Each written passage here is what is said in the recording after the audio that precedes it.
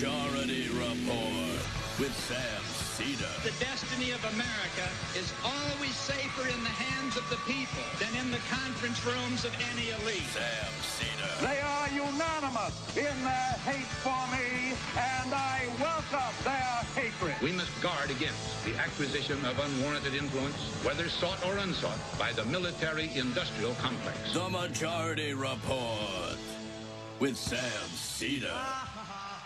Ever get the feeling you've been cheated?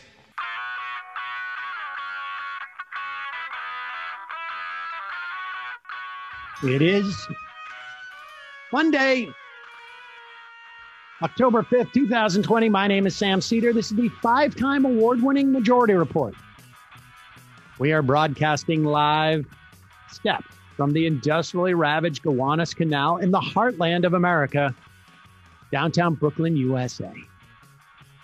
On the program today, Trump takes a COVID joyride as it becomes apparent that the White House will lie about all of this all of the time.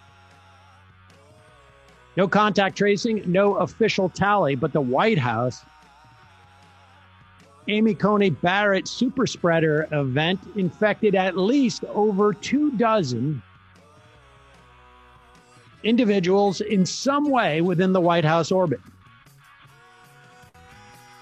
Meanwhile, Biden tests negative at least 3 times since the debate. In the Senate, Mitch McConnell determined to forge ahead with Amy Coney Barrett. Dems can slow his roll. Question is, will they? Meanwhile, the Supreme Court tees up a Voting Rights Act, I should say the Voting Rights Act, for another assault on the primary vehicle to assure voting rights. Polling, Biden's lead grows post-debate, even before Trump's COVID joyride. A Democratic Senate candidate's text in North Carolina threatens his lead over COVID-infected Thom Tillis. Pennsylvania will not have Pat Toomey to kick around anymore after 2022. And the Pope goes full Bernie bro. Says Corona shows capitalism has failed. We have record-breaking wildfires, which have scorched now 4 million acres in California. EPA serves up a tribal land for oil spills and toxic dumps. And do masks impair your oxygen intake? Well, the answer is still no. All this and more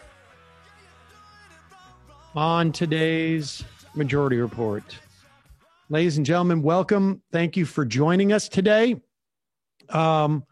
It was sort of a crazy weekend. I'm not going to lie. I probably am like most of you, did not sleep. I just kept refreshing Twitter or turning on the TV or turning on the radio to find out who was the latest person associated with the White House to contract, or I should say to publicly announce, or I should say to be forced to publicly announce that they have been infected with COVID because of, it appears to have emanated out of the Amy Coney Barrett, I guess, celebration or introduction to senators.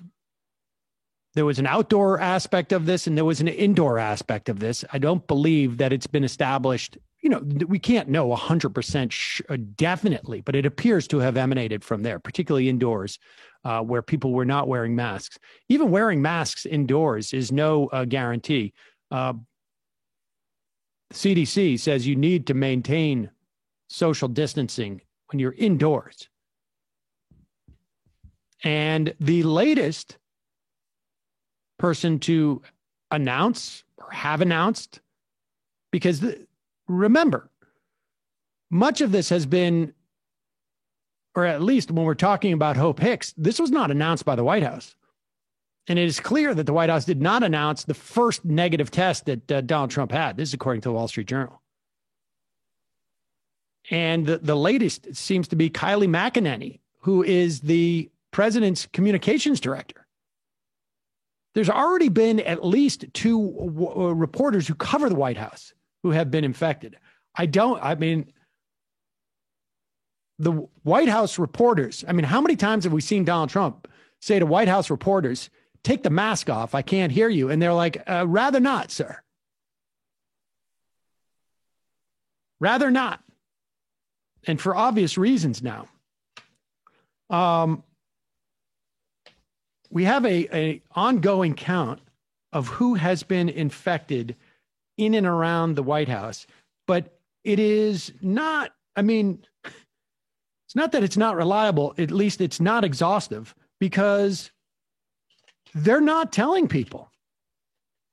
In fact, it also appears that they're not even doing any contact tracing. In other words, people who have been exposed or people who have come out and said, there are reporters who have said that they've contracted it, and they're not being contacted by anybody from the White House or the CDC for anybody to say, like, who else have you been in contact with? I understand if I say I've been infected with it, that the White House wouldn't be terribly concerned. But a reporter covering the White House, one would think that there'd be some concern at the White House about that. So as of yesterday, anyways, PBS NewsHour correspondent had this running count. You have the President of the United States, the First Lady of the United States, Nick Luna, who is a President of the United States body man, Bill Stepien, the chair of the campaign, Chris Christie, who was Donald Trump's debate trainer, Hope Hicks, Kellyanne Conway. There are reports that her daughter also contracted it. Senator Mike Lee, Senator Tom Tillis, Senator Ron Johnson, Ronna McDaniel, she is the chair of the RNC, the president of Notre Dame University, Jenkins. There's at least 2 or 3 White House reporters and at least 10 debate staff who contracted it. And now Kylie McEnany. That is 27 positive COVID tests that we are aware of. Look, who knows? But I would imagine we're going to hear more other senators who were in attendance at that event. We're only now 8 days out. It's conceivable you're going to hear 1 or 2 more if it gets revealed. We know that the Attorney General, Bill Barr, has now decided, I don't even want to say in an abundance of caution. It should have been an immediate action to self-quarantine. But he was trying to tough it out. And of course, let's be clear. When you don't self-quarantine, you're not toughing it out for yourself. You're basically telling everybody around you, you guys are toughing it out. I'm fine. Putting my body on the line. Totally. It and really your is. bodies. And not to mention, we have Donald Trump. This is Donald Trump. Going out. We'll get to this in just a moment. I've got some, obviously some video and some footage, and we may even get some phone calls in this hour. Just a reminder, your support makes this show possible. You can become a member at jointhemajorityreport.com. We have some sponsors for today's program. As you can see, well, I shaved yesterday. But when I shave, which is not often, I'm not a huge fan of shaving. I think people know that. But for years now, one of our sponsors has been Harry's Razors. And Harry's Razors, probably know the story by now. They ended up buying their own factory in Germany, making much more powerful, much better razors than you can find. They stripped it down. They don't have they're not buffy. Buff, you know what I mean by that? Like with it doesn't look like you're shaving with like Rambo's. G.I. Joe. Right. And they don't come in these huge plastic fortress of ice packages. They're just straight on quality blades with an understated handle, which is actually, I think, very attractive as well. Sort of a classic look on the handle. For me, I love the fact that they have sort of the thinner razor head. What do they call them? Trimmer, I guess. Harry's blades are great. Their razors are great. And here's the other part that I really appreciate. Only $2 a blade. And they send them to your door. You can do it on a schedule, or you can do it ad hoc, as it were. They stand by their blades with 100% satisfaction guarantee. So if you don't like it, you send it back. The blades are great. The low profile is good for my asymmetrical nostrils. Give Harry's sharpest blades ever a try. They have an amazing offer for our listeners. New U.S. customers can redeem a Harry's trial set at harrys.com/majority report. You're going to get a five-blade razor, featuring their new sharper blades, a weighted handle, very stylish in my opinion, foaming shave gel with aloe, and a travel cover to protect your blade when you're on the go. Just go to harrys.com/majority report. Redeem your trial offer today. Do so. You will not be disappointed. Also, I know this in running a small business, particularly these days, because I am basically, with my children too in school, it's like I'm running multiple businesses, it feels like. But as an employer, you got a lot on your plate. How do you make this easier? You got to run your business. You got to ensure things are safe. Leave your hiring to the one place that makes finding a qualified candidate easy. That place is ZipRecruiter.com/majority. How do I know that ZipRecruiter is easy to operate, is incredibly effective? Well, because Brendan Finn, one of our top employees, Brendan, if I'm not mistaken, you've won like employee of the month, I don't know, like 75% of the time you've been here, haven't you? Yeah, there was that 1 month where Matt won, but I challenged it and it's still going through litigation right now. All right. Well, HR will take care of that. But the bottom line is that's how we found Brendan. And in fact, ZipRecruiter found him. I had many people apply. I interviewed maybe a dozen people. And I could have interviewed, honestly, in terms of the quality of people, I could have interviewed dozens more. Matt showed up in the feed. I was able to keep it. Brendan did. Brendan showed up in the feed. I was able to keep it organized because of their online. They basically provide you with like an ability to sort of check off certain things and to filter certain things. ZipRecruiter scans thousands of resumes. They find people with the right experience, and then they actively invite them to your job. Like I say, ZipRecruiter made the entire hiring process efficient, effective, and easy. ZipRecruiter is so effective that 4 out of 5 employers who post on ZipRecruiter get a quality candidate within the first day. Right now, try ZipRecruiter for free. My listeners can go to ZipRecruiter.com/majority. That's ZipRecruiter.com/majority. MAJORITY. ZipRecruiter.com/majority. Best time to look for employees is when you don't need one. You don't want to be in crunch time. ZipRecruiter, it's the smartest way to hire. Lastly, as you know, I am sartorially challenged. I've been told this really for the vast majority of my life, my adult life. I don't like to shop generally. And then I worry about shopping online because you don't know if you're going to get the right sizes. You don't know if you're going to find clothes that you like. I have a solution. It's called Stitch Fix. It's a personal styling company. Makes getting clothes that you love, makes it totally effortless. It's a completely different way to shop. It's all about you every time. To get started, go to stitchfix.com/majority to set up your profile. And then what happens, they deliver great looks, personalized just for you in colors, styles, and budget that you specify. So you pay a $20 styling fee for each fix, and it's credited towards anything that you keep in the box that they send you. You can schedule at any time. There's no subscription required. You're not locked into this.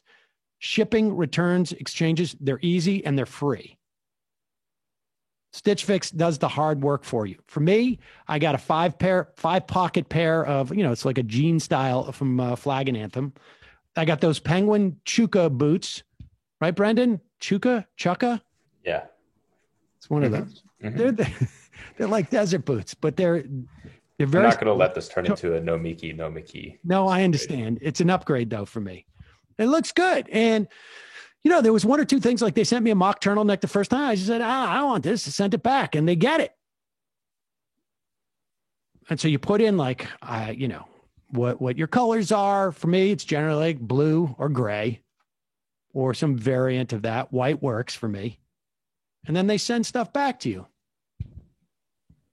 It's sort of shocking. It's certainly better than any members of my family have ever done in terms of picking out clothes for me. Get started today at stitchfix.com/majority. You get 25% off when you keep everything in your fix. That's stitchfix.com/majority for 25% off when you keep everything in your fix. Stitchfix.com/majority. All right, folks. So here we are. And just a reminder, check out Nomi's show today at 3 p.m. after this program, and become a member by going to jointhemajorityreport.com. So here is Donald Trump making an announcement, I guess, presumably from his hospital room or hospital waiting area at Walter Reed Hospital. This is yesterday afternoon, and he's got a surprise that he's very excited to tell everybody about. Now, understand the amount of disinformation or misinformation or just lack of information that we have had in terms of the president's health. Now, this is a big deal. This is not, this is not just like, I think we should know about the health of candidates who are running, broadly speaking, particularly as you get closer to the election. There's a need for this to be very timely. But this individual that we're talking about, the president of the United States, he doesn't go to Walter Reed empty-handed. He goes with a nuclear suitcase. There are some very, very important decisions that we rely on the president to make that could happen at any moment. The American public deserves to know what's going on with the president. Instead, we get one of these type of videos. We're getting great reports from the doctors. This is an incredible hospital, Walter Reed. The work they do is just absolutely amazing, and I want to thank them all. The nurses, the doctors, everybody here. Pause it for 1 second. I've also got one thing I want to remind you about Walter Reed. Every single one of those people is a government employee. This is government-run health care. Not just government-run health insurance, which is just, basically, how do we pay for this? How do we determine which is the most efficient or worthwhile treatments based upon the massive amounts of data that we've compiled that we're going to subsidize? It's not just insurance. This is government-run, delivered healthcare. Every single doctor that Donald Trump has come in contact with there, it's a check from the United States government. Just thought we should remind everyone of that as he talks about how great the healthcare is there. All the nurses, the doctors, everybody here. I've also gotten to meet some of the soldiers and the first responders, and what a group. I also think we're going to pay a little surprise to some of the great patriots that we have out on the street, and they've been out there for a long time, and they've got Trump flags, and they love our country. So I'm not telling anybody but you, but I'm about to make a little surprise visit. So perhaps I'll get there before you get to see me. But I just, when I look at the enthusiasm, and we have enthusiasm like probably nobody's ever had. Our people that love the job we're doing, we have more enthusiasm than maybe anybody. So it's been a very interesting journey. I learned a lot about COVID. I learned it by really going to school. This is the real school. This isn't the let's read the book school. And I get it, and I understand it, and it's a very interesting thing, and I'm going to be letting you know about it. In the meantime, we love the USA, and we love what's happening. Thank you. You notice how he doesn't say it's hard. He's about to, but he says it's interesting. Have you ever heard of anyone talk about having dealt with a disease as like the only adjective they have is interesting? I know several people who have had COVID and that adjective hasn't come up. That's weird. I mean, I can understand if, like you say, like it was horrible, it was painful, it was scary. And in some respects, it was sort of interesting to watch the dynamic of the way the doctors were working. But I wouldn't just start with interesting. That's a very odd word choice. That's someone who doesn't want to talk about. And it also sounds to me like, having watched him speak multiple times, that he is still not breathing. Yeah, that was belabored. That was a belabored 80 seconds. Yeah, it was. It felt like a long time. There have been reports of doctors at Walter Reed who are just completely shocked that A, he's being let out of the hospital for any reason at this point, and that B, they would put him in a sealed vehicle. This is like one of the White House limos that is bulletproof, obviously, and is impenetrable when it comes to things like a chemical attack. Now, when chemicals and toxins in the air can't come in, guess what can't go out? Now, the reason why you wear a mask is because people can maintain a certain amount of distance from you, and you're cutting down on the distance in which the coronavirus that's inside of you will travel. It will theoretically not have it slows it down. I mean, I don't know how else to say this. It slows it down. It can't travel as far. But if you're sitting 2 feet away from somebody and they're theoretically talking and, I don't know, shouting and waving or breathing heavily because they're waving so much, you're still basically filling up this area with a certain amount of virus. And it's quite possible there's good venting in this car, in this vehicle. I don't know that we even know the specs of it. I would imagine it would be sort of dangerous to release those specs publicly. But I hope that they ask for a volunteer to drive him in that vehicle. Or they found Secret Service members who were, I don't know, antibody positive. Because that's just stunning for this type of stunt.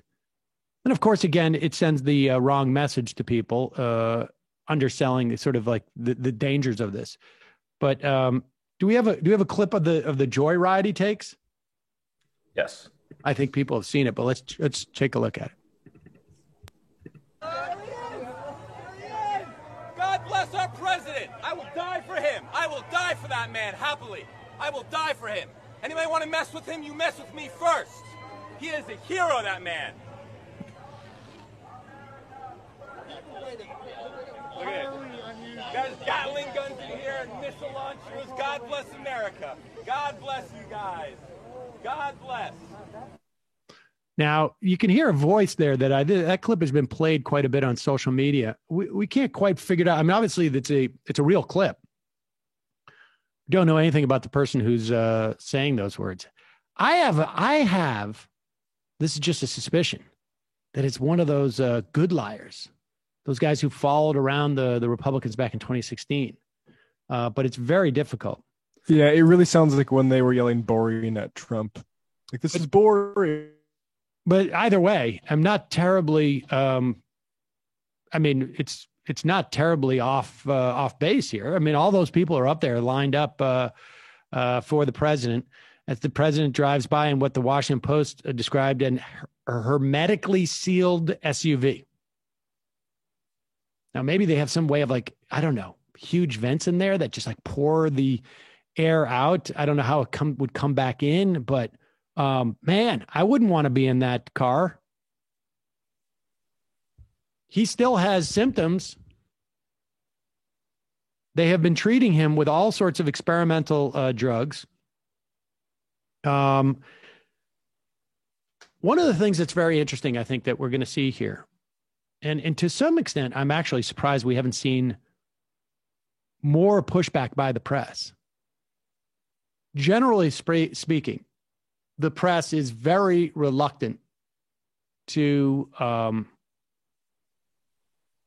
be forthright and unvarnished in their description of the behavior of the president. However, what they do feel comfortable being vocal and aggressive about is any breach in the journalistic protocols that have been established over the years. And that specifically is, you can't have official people lying to the press, particularly when it comes to the health of the president.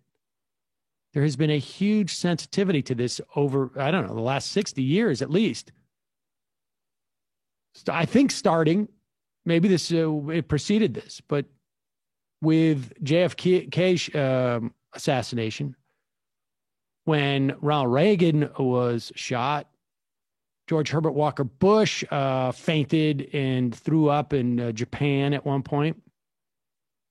Eisenhower had a heart attack and Nixon had to take over for a little bit. Right. These are all really important for democracy, right? You need to know who's in charge. And it is quite clear that the White House, in addition to the fact that Donald Trump appears to have at least gotten one test saying that he was positive, and didn't do anything about it. It is clear that this White House is not interested in disseminating any information about this.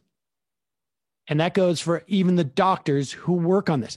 Look at this clip of Dr. Sean Conley. He is he's the primary physician working on Trump. He is at Walter Reed Hospital. We have two clips.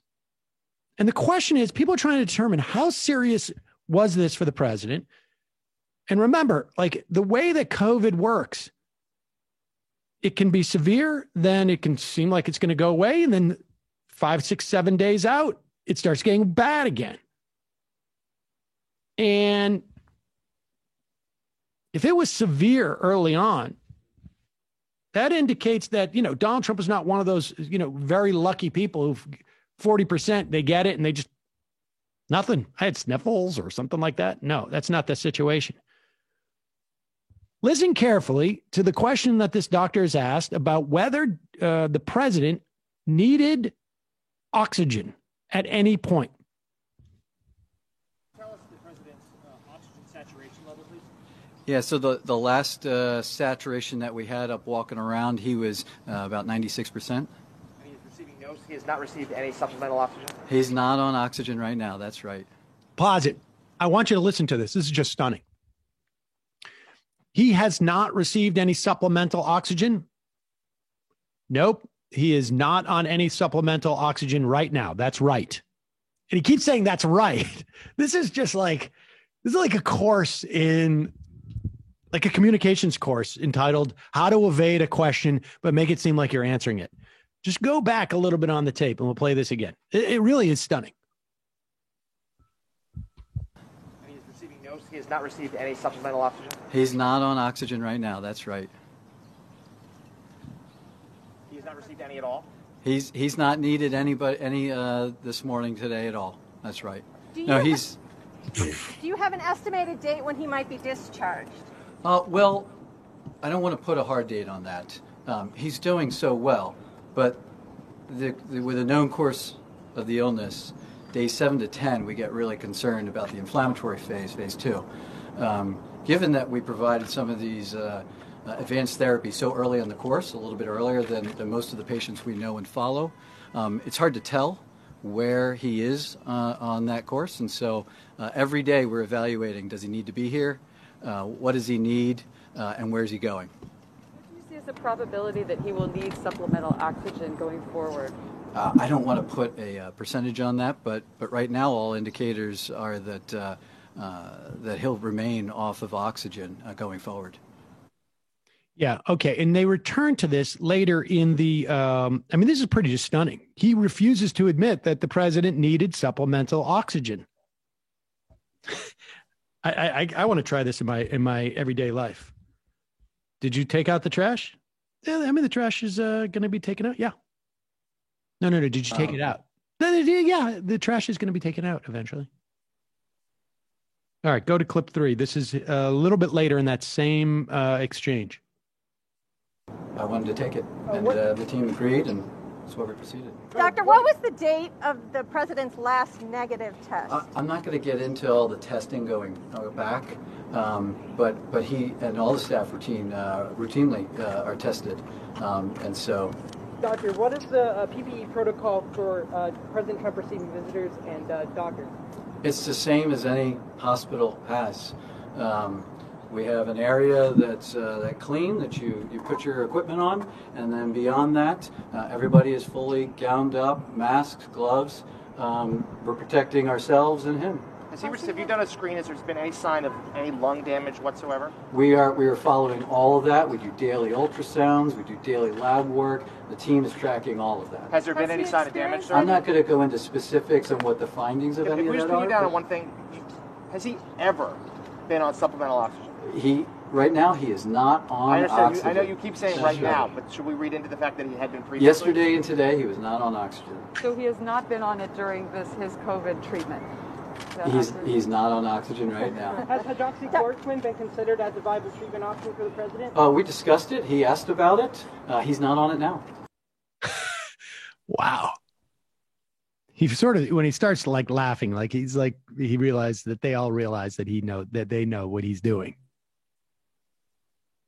My assumption is that as a government worker, Donald Trump is his boss. And he has, I don't know how you would make a medical decision on this, but for one reason or another, they have decided not to concede that the president was ever on oxygen. Although he will not specifically say that hasn't happened. He's just avoiding the question. The other thing that comes up here is this question of when was the last time? I mean, the president presumably is being tested, I mean, at least daily, right? I mean, I would be shocked if it wasn't more than daily, frankly. But you would imagine it's at least daily. And so the question is, when was the last time he had a negative test? If he's getting a test on a regular basis, when was the last time he had a negative test? This is another question they will not answer. Because it goes to the heart of the question, did Donald Trump know that he had it before he went to the debate? Did he know that he had it before he met with other people? I mean, it's been established that he knew he had it before he went to Bedminster for his donor rally, but maybe he thought that was sort of like a commemorative thing that they give to donors. We could have gotten you like some Trump steaks, but what about Trump COVID? Very few people have that. Well, it turns out not so few people. But I mean, it's shocking. I mean, it is shocking, but it's not shocking, right? And the idea that he would have showed up to the debate knowing almost still shocks me. Yeah, I mean, that's the thing is that like, and on some level, like I am glad that I am still able to be shocked by this. And believe me, like it's getting harder, but I think it's literally like just double checking that you have a pulse. Because each time they do stuff like this, you're just like, how could I be surprised? But of course I'm surprised because I'm a non-sociopathic human being, at least relatively speaking, I think. And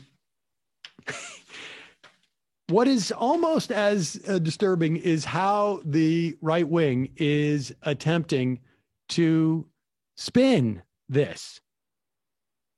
And this is not, this is just, let's play this clip. This is Greg Gutfeld from Fox News' The Five. When was this? Was this on Friday? He said this? Friday, yeah. And the reason why we're talking this one, but we could find like another dozen right-wing talkers who were talking about this in this way, where it's as if Donald Trump purposely got COVID as a way of, I guess, teaching people that if you are the president and you have access to literally some of the greatest medical care in the world, expense is not an issue, access is not an issue, and you can be granted any experimental treatments, then maybe you'll be okay. I guess that's the lesson. But here's Greg Gutfeld expressing what apparently conservatives believe, Republicans believe about Donald Trump catching coronavirus. Yeah, and I think, to the point about the script being flipped, the reason why it flipped, and maybe it's a flaw of Trump, is that he didn't hide from the virus. And the reason why he didn't hide from the virus is he didn't want America to hide from the virus. If he was going to ask America to get back to work, right? To get back to work and experience a risk, he was going to do the same thing. He was going to walk out there on that battlefield with you and not sit somewhere in a basement and tell you how you got to get back to work, but not go out himself. So I think he put himself on the line, and the flaw being that as an optimist, as somebody who's trying to convey a message that we're going to get through this and things are going to be better, he had to walk that walk. He had to do that. He could have scared the crap out of everybody, but he refused, and it goes back to his original point about trying to make sure the positive attitude is maintained along with a sense of concern. So he took the risk. He got the virus. But it was because he was doing it for us. This is a difficult moment, and we just want to, again, reiterate our best wishes to him. But he is a man who was very clear in saying that this was going to disappear magically. There he is. He's got it. Who is that was talking to him at the end? Is that Juan Gonzalez? Juan Williams. Juan Williams. Not the baseball player. Oh, sorry. Juan Williams.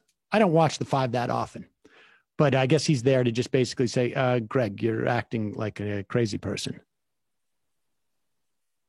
First off, the metaphor sort of breaks down, doesn't it, a little bit?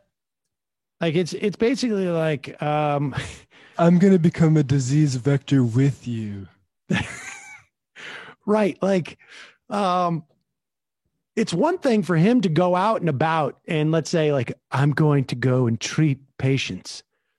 I'm going to obviously take the most reasonable and sensible precautions, but I'm putting myself in danger. That's not what he's doing. He's putting other people in danger. He's putting other people in danger. His mask was to be worn to protect other people. You could go out there and wear a mask. Very tough argument to make by Greg Gutfeld on the day when the president is getting supplemental oxygen and Joe Biden is just starting to campaign. It's going out there. He's basically the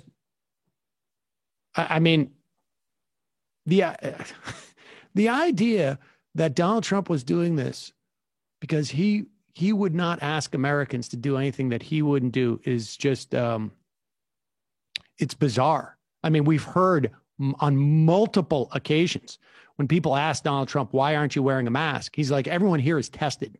Nobody gets near me unless they're tested. Now, the fact that they were wrong, that they're both incompetent, their ideas are ill-conceived, and they're incompetent in executing them, that is not to Donald Trump's credit. But the fact remains is that Donald Trump wasn't doing anything that the normal American needs to do if they're forced to go to work under these circumstances.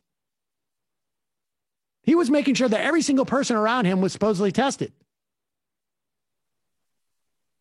It's just that their testing protocol is not enough. There is no testing protocol that is sufficient, that you don't need to use any safeguards. But he still had those protocols. Remember, the analogy would work if every single American who was forced to go back to work was getting tested and the people around them were being tested with the frequency that people at the White House were. But again, it shows also that that's not enough. Hope Hicks tested negative on one day, positive on the next day. We don't know if she got it if she's the one who gave it to Donald Trump or she's the one who initiated at the super spreader event. We may never know because of how much the White House is refusing to release any information.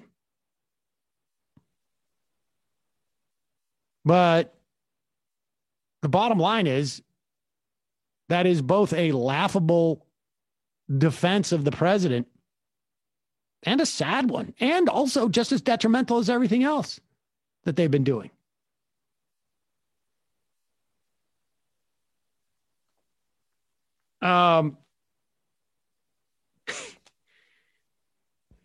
And they're trying to make it like, Donald Trump's a warrior on a battlefield. Well, the implications of actually not going out there. Every decision that has been made in terms of like salvaging the economy, there have been other choices that our government, the president, our society could make. We don't have to force people to go to work in a pandemic. We could be providing resources for people to stay at home. We could be controlling the infection rate so that sending kids to school does not represent a danger because the infection rate has been contained within the community. But to do that, you just simply have to make the decision that, we're going to support the economy. We did this for corporations. We could do it for actual individuals. The stock market is flying high because the corporations have an open spigot from the Fed, backed by the Treasury. We could do that for individuals. We could do that for people who are being forced to go to work. We could do that to support, bars and restaurants. We'd make it all takeout. But we're not going to do that. Here is that guy, Dan Bongino. Dan Bongino is one of the highest rated people on Facebook, right? I mean, when they make lists of stuff that's being traded around. Now, he was supported by the NRA for an extended period of time. I don't know who his benefactors are now. Yeah, it's weird his talent wasn't enough to do anything for the NRA, and yet he's still one of the most shared people on Facebook. One wonders, where you get that type of infrastructure, that type of support. I mean, it takes that, right? I mean, it takes maybe advertising dollars. I don't know. It's shocking because I don't think most people know who he is for someone to be that well-traveled on Facebook. But who knows? Here he is trying to respond to the fact that doctors, some at Walter Reed, were just horrified at the idea that Donald Trump would basically put a bunch of Secret Service people, officers or people who protect him, in a hermetically sealed vehicle, as he is still contagious. And here's Dan Bongino explaining why that's okay.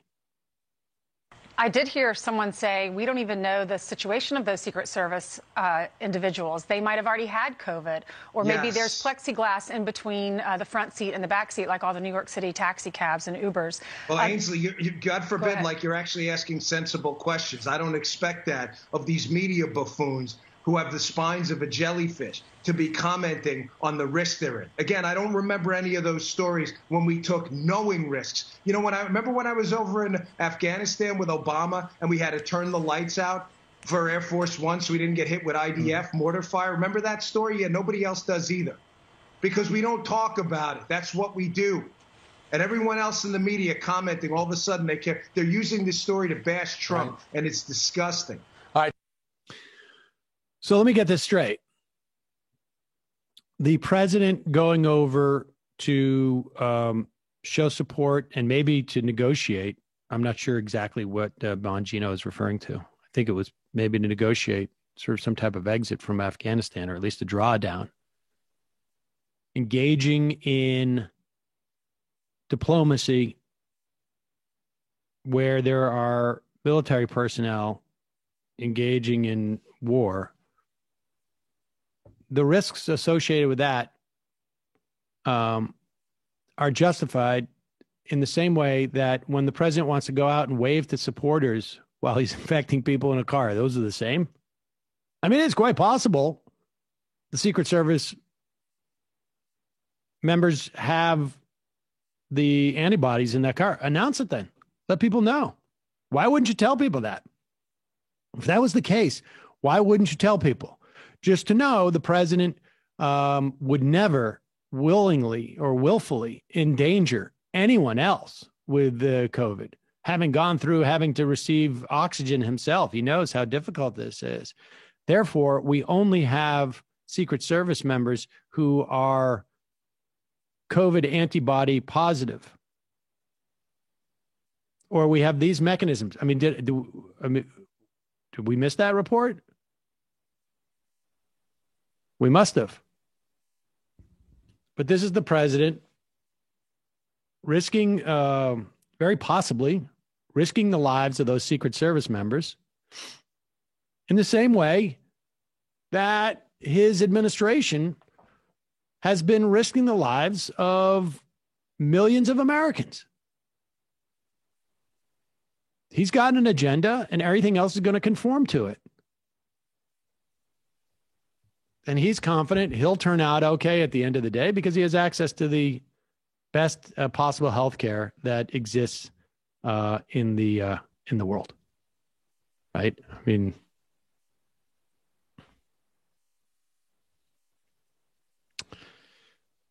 absolutely nuts. I want to get to this story that is a little bit off topic, but maybe not too off topic. I'm going to take a 10-second break here. And then when we come back, we're going to be talking about the Supreme Court and a case that they decided to hear that came out of the Ninth U.S. Circuit Court. That is, I think, many people are concerned will complete the process of completely gutting the Voting Rights Act. Back in just about 10, 15 seconds.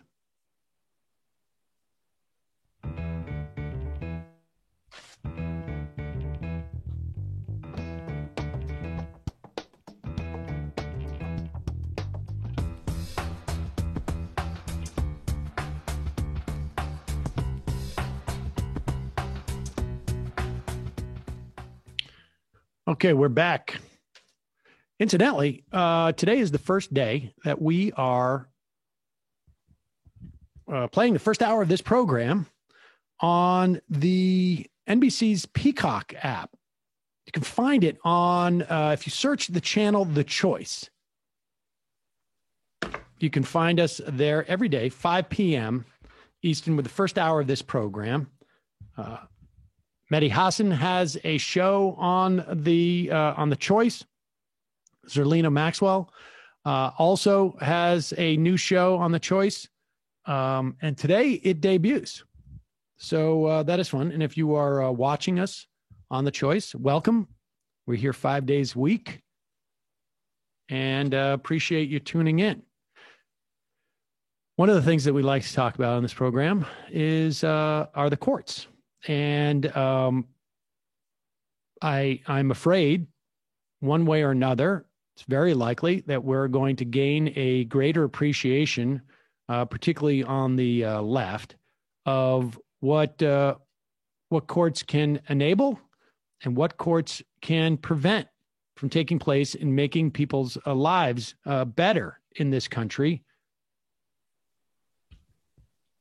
And we'll discuss this more, I think, in the next hour. But the Democrats do have an opportunity to slow the roll right now. Today, and at the time in which we're saying this, we don't know the outcome of this. But Mitch McConnell is looking for unanimous consent to adjourn the Senate and return in, where are we today? In about 2 weeks, a little bit less.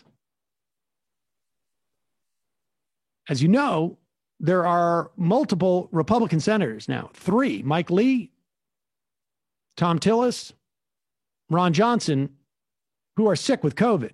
There may be others that are quarantining. I suspect they should be. But the Democrats, one Democrat, doesn't have to be Chuck Schumer, although I imagine Chuck Schumer weighs in pretty heavily on this. One Democrat can say, we need to check whether there's a quorum. That's all they need to say. Quorum check. And then the process starts, and you need to have a quorum in the Senate. And if no Democrats show up, and Vice President Pence does not count for quorum, then you need 51 senators showing up. You need all the Republican senators to show up to move things forward. You can still have committee hearings without quorum, at least in the broad Senate. I don't know if you can do committee hearings by remote, because the Senate, unlike the House, has not set up any type of mechanism for proxy voting. The Democrats can throw some real gum into the works, as it were. It's just going to be a question if they have the will, whether it's important enough to slow the nomination of Amy Coney Barrett. Even if they lose this fight, there is a lot to be gained in its loss. If they are able to push it to after the election, into the lame duck, even if Mitch McConnell's able to ram it through then, which I don't think is a 100% guarantee. That's the reason why he wants to move it now. There's all sorts of things I think we've seen just in the past week that can go sideways. There's only one way the Democrats are going to be able to address the confirmation of Amy Coney Barrett, and that is to reform the Supreme Court, to expand the number of members on the Supreme Court, maybe to institute, after that, term limits. There needs to be a reformation of that process. And we will find out as of tomorrow whether the Democrats are going to decide to actually try and attempt to do that. They can. Or they can just avoid the whole thing and just hope that it's a good fodder for the election. But this is a perfect example of why the Supreme Court is so important. In 2013, the Roberts Court gutted Section 5 of the Voting Rights Act. This was the pre-clearance provision that caused, I think it's about 14 states, maybe about 16 counties around the country, including counties in New York City, even. Most people think it's just mostly in the South, and it is mostly in the South, but there's still other counties that had a history of disenfranchising minorities in terms of their vote. And so any changes that they wanted to institute in terms of their voting process had to be pre-cleared by the Department of Justice, Civil Rights Division.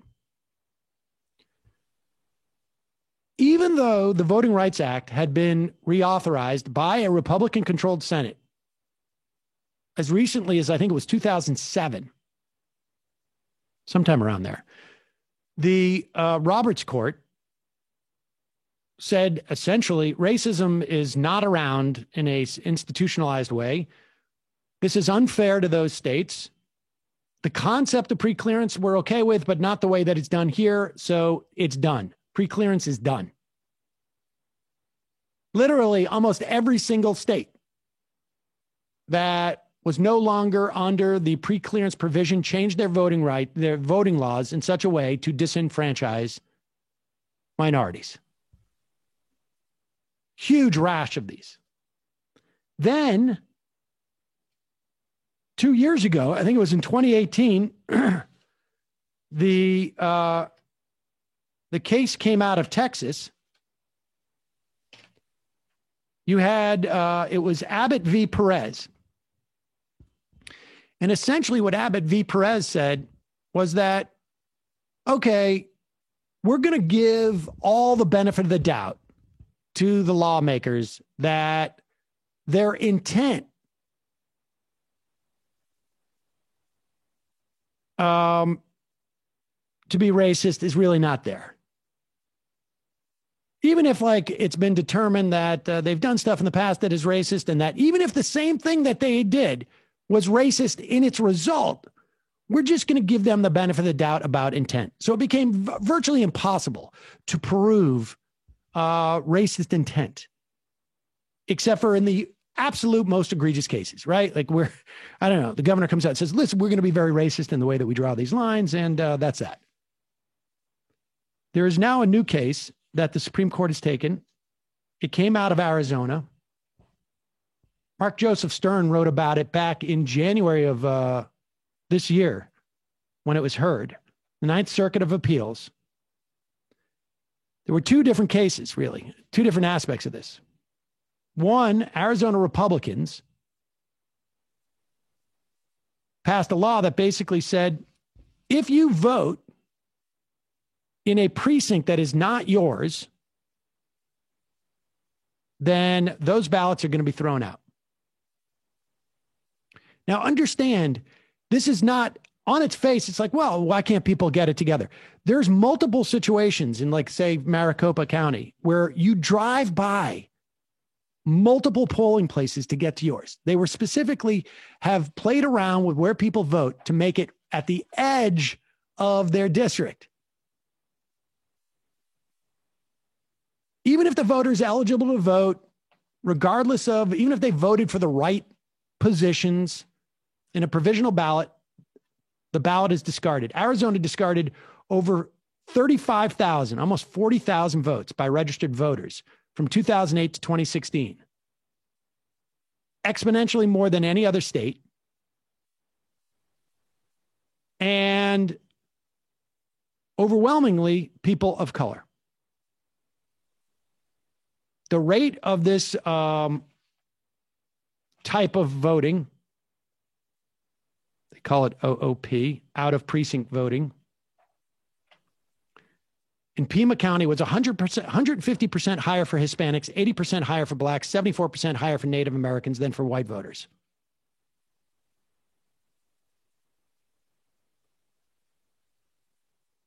Voting Rights Act says that if there's a disparate impact on minority voters,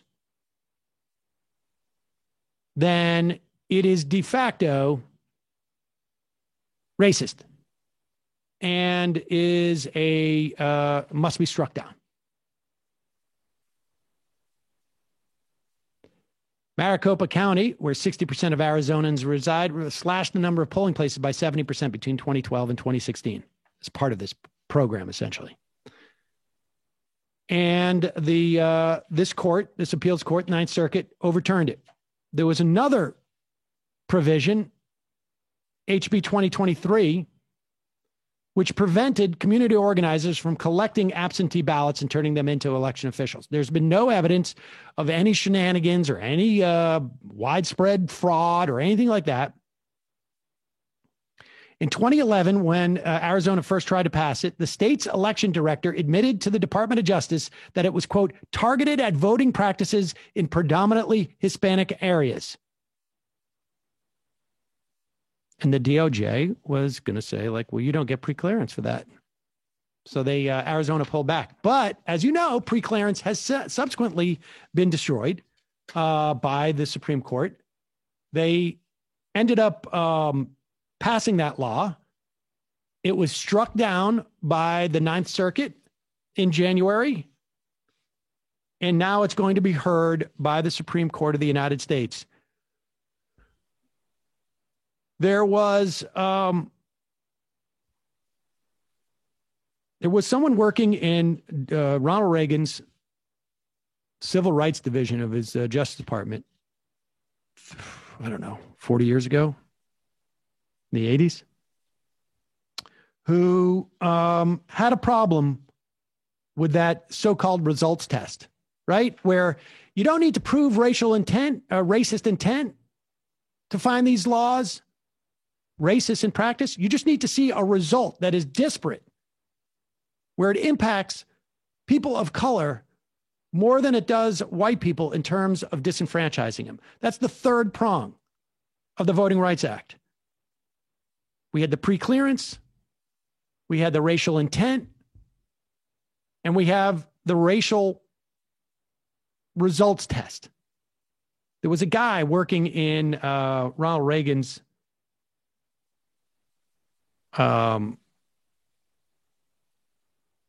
administration fighting against the results test.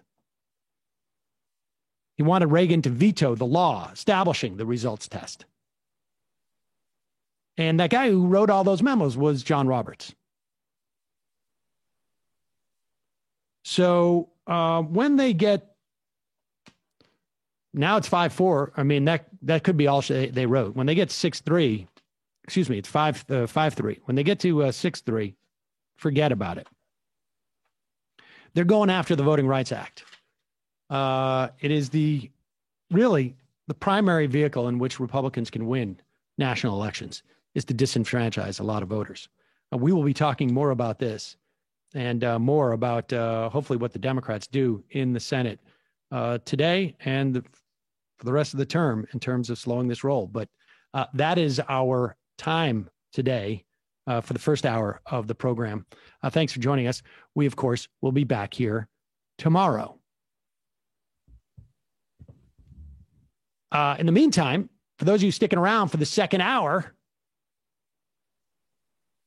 you can call the program at 646-257-3920. We will take phone calls in the fun half. Also, just a reminder, this program relies on your support. You can become a member at jointhemajorityreport.com. You can also check out the AM Quickie at amquickie.com. 6-7 minutes in the morning, every morning, headline news. Totally free. You can find it on all your podcast platforms. Don't forget, justcoffee.coop, fair trade coffee, tea, or chocolate. Use the coupon code majority, get 10% off. Nomi's show is not happening today. It only happens Tuesday through Friday. Forgot about that. Not on Mondays. But you can go back. It's always living on YouTube. Find it at the Nomiki Show, .com, or excuse me, youtube.com/the Nomiki Show. Darn it. Also, check out the Antifada. Find that at patreon.com/the Antifada. Matt, what's happening on TMBS this week? Oh, and I should also remind people, we're going to do the debate coverage on Wednesday night. Not exactly sure how we're going to go about doing it, but we'll figure out something. COVID rules. Matt, what's happening on TMBS? I'm surprised they're still doing the debate, but yeah, I am tomorrow night on TMBS. We have Luke Mayville is going to talk to us about how to win and not to win in red states, and then also Matt Karp. We're going to talk about kind of a final word on Bernie 2020, and he's going to talk to us about the Supreme Court and the radical Republicans, and maybe some other historical perspective on how we can, attack this stolen institution. So yeah, that's tomorrow night on TMBS, patreon.com/TMBS. Radical Republicans in terms of like what happened during Reconstruction? Yeah, well, I think that whole era, the general, footing against there's more awareness of the Supreme Court as like a reactionary body that was standing in the way of people's liberation. So we're going to try to bring that back. Right. Because you say radical Republicans, it meant a very different thing 150 years ago than it means today. Yeah, it meant good things back then. Exactly. Yeah, we are. Yes, we can. DJ Dan Archie. Jamie, what's happening on the Antifada? So this week on the Antifada, in terms of what is out now, we still have a hot, fresh History as a Weapon from last week, wherein Sean KB and Matt Christman break down the whole QAnon phenomenon and try to make sense of it in terms of political economy. Also, this week, we are releasing an interesting episode that we did with our friends at Swamp Side Chats. They have a series called Swamp Trek, where they watch episodes of Star Trek and talk about them with various friends and collaborators. So we've never released that in our feed before, and I feel like not that many of our listeners listen to it. So we break down an episode of Star Trek and all the cool space communist stuff that happens on it. Don't ask me which one. I was not prepared to do this plug, but it's really cool, and it's coming out on Wednesday, patreon.com/theantifada. Going to take a quick break. Be right back after this. Are in for it. All right, folks, 646-257-3920. See you in the fun. Are you ready?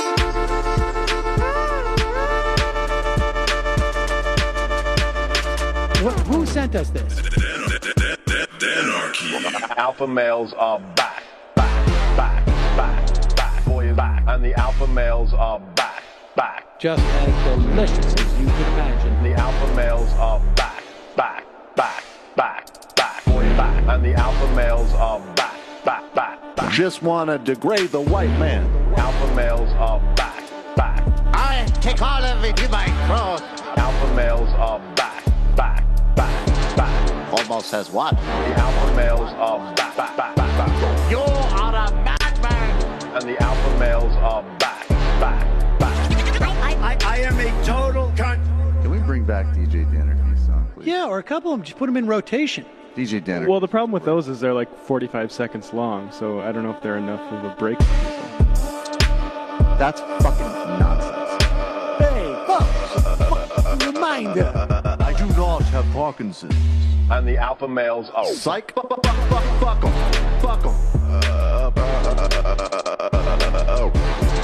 Almost has what? What?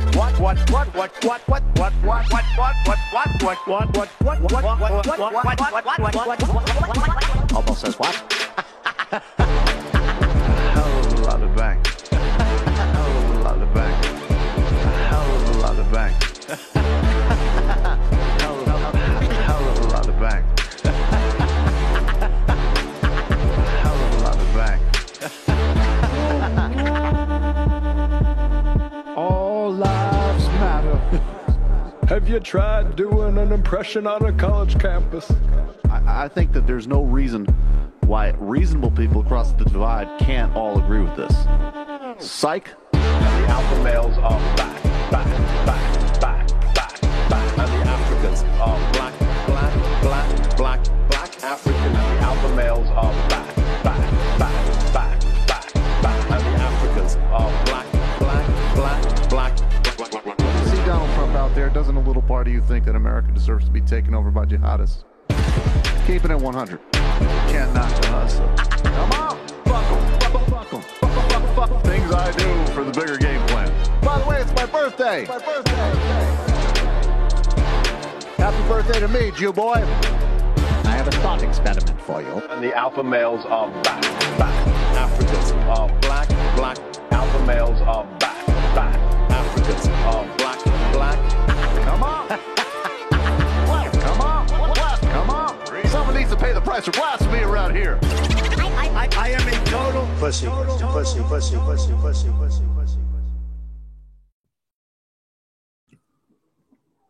We are back. Cool. All right, great. I cannot see where did my Zoom go? It's like hidden. Can you hear me? Yeah, we hear you. Oh, there we go. I couldn't find it. It was like, sometimes like it just automatically slides behind the thing. So psyched that Kyle is going to come up with a new system for us. It's so much better. So much better. We need to put Kyle in a hermetically sealed space. No kidding. We will take phone calls. I will turn the voicemail on. Before we start, I got two like little, public service announcements. One is we got an email, and I can't find it in front of me, but I've been reading about this as well.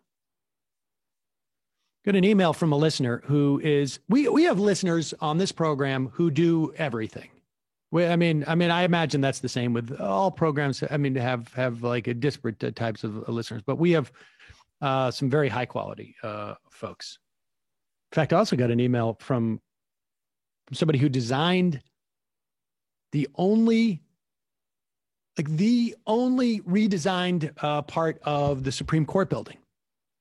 And they, a longtime listener of this program, she was a young architect.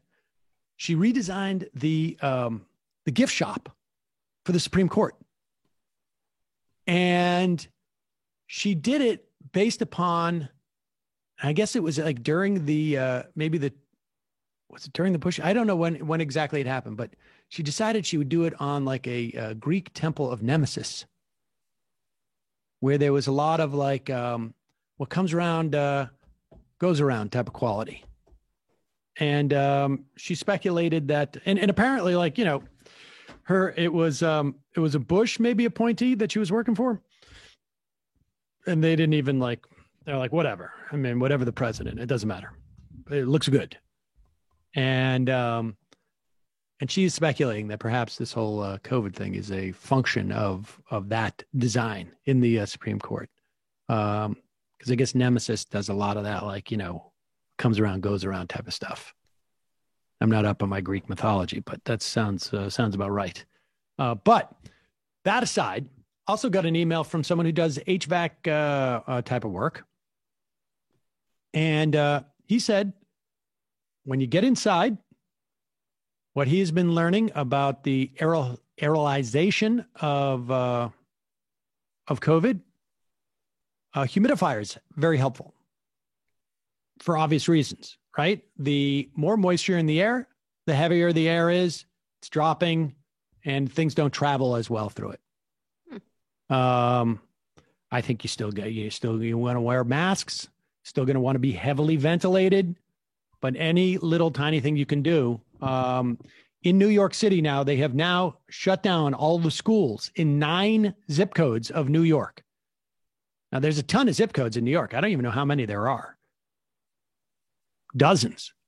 But 9 of them have now been shut down because they reached over, I think it is over 5% or over 3% positive rate for over a week.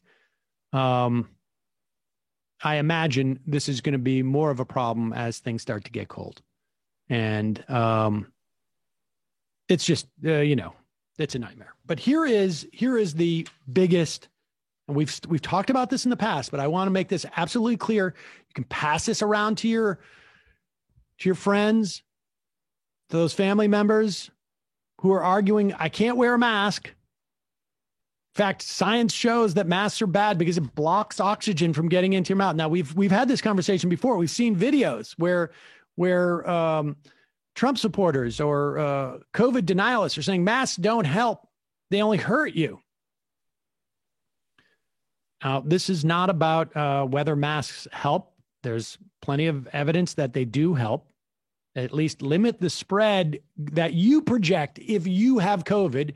And even if you're being tested as much as they are in the White House, sometimes they don't know they have it and they infect other people. Some people, sometimes when they're the president, know they have it and they still infect other people because they're, what are you going to do? But the point is, do masks hurt you? Can oxygen get in if it's really stopping COVID molecules from getting out? Well, oxygen's much, much smaller than the virus molecules. I think it's like a comparison between like a marble and a beach ball. But don't take my word for it. Take the word of Dr. Michael Campos. He is a pulmonologist affiliated with the Miami VA Medical Center and the University of Miami Hospital and Clinics, who has published a study in Friday's Annals of the American Thoracic Society. It is a study of masks' impact on lung function. And in fact, it was inspired by some video, I think, that we saw of West Palm Beach residents who were mad at commissioners in a meeting in late June, saying that masks were dangerous. You remember that clip? Yeah. That crazy lady was great. Yes. I mean, not clinically crazy, maybe just, well, maybe clinically crazy, but we don't know. She had some interesting ideas.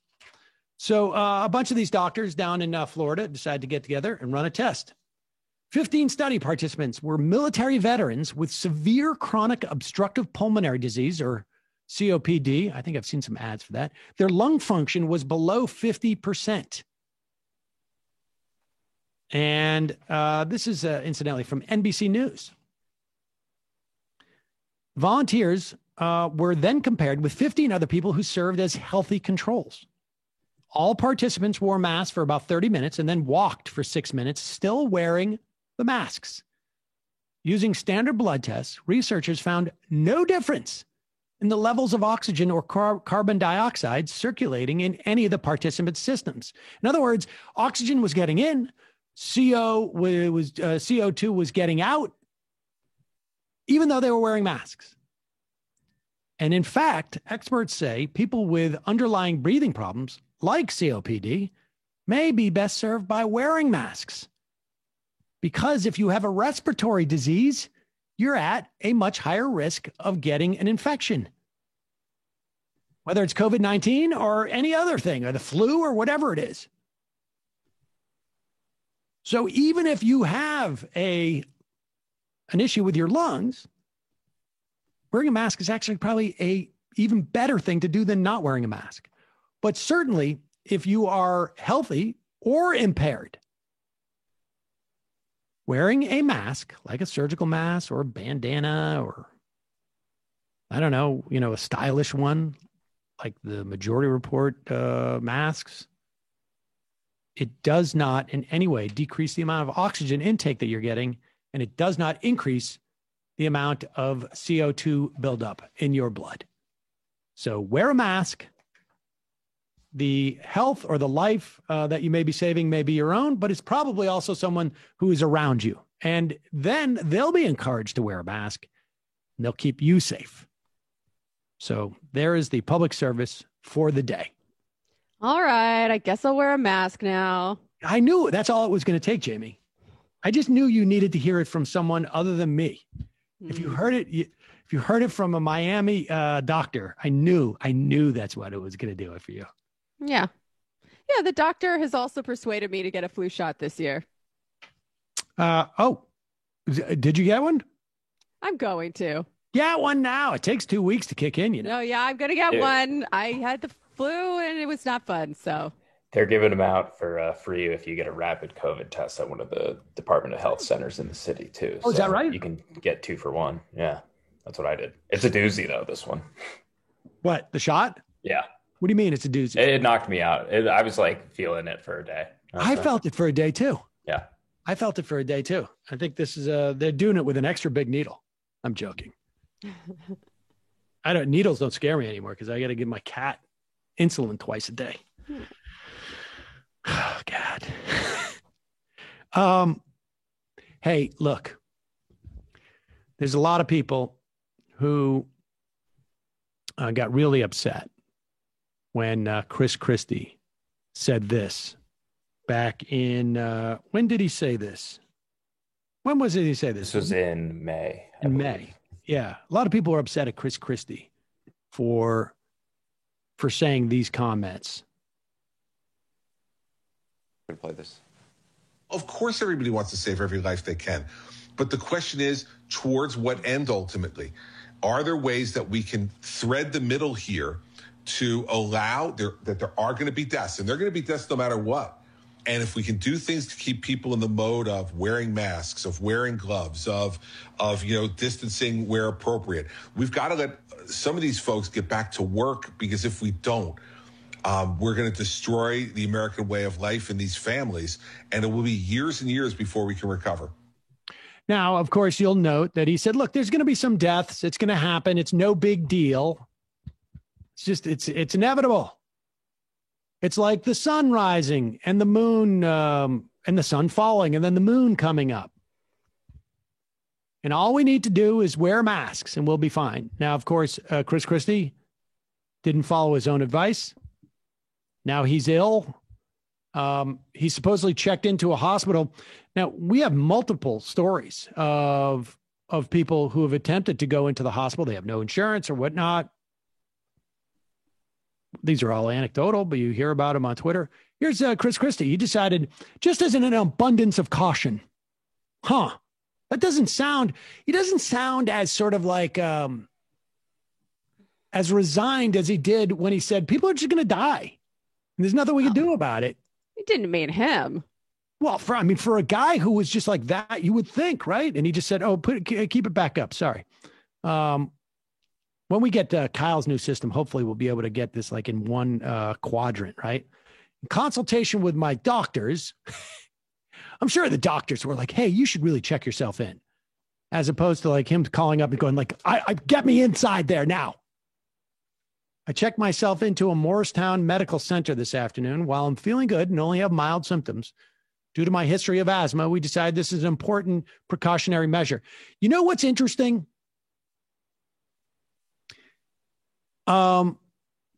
There's no way you would have ever had him suggest that people do this back when he was saying people are going to die.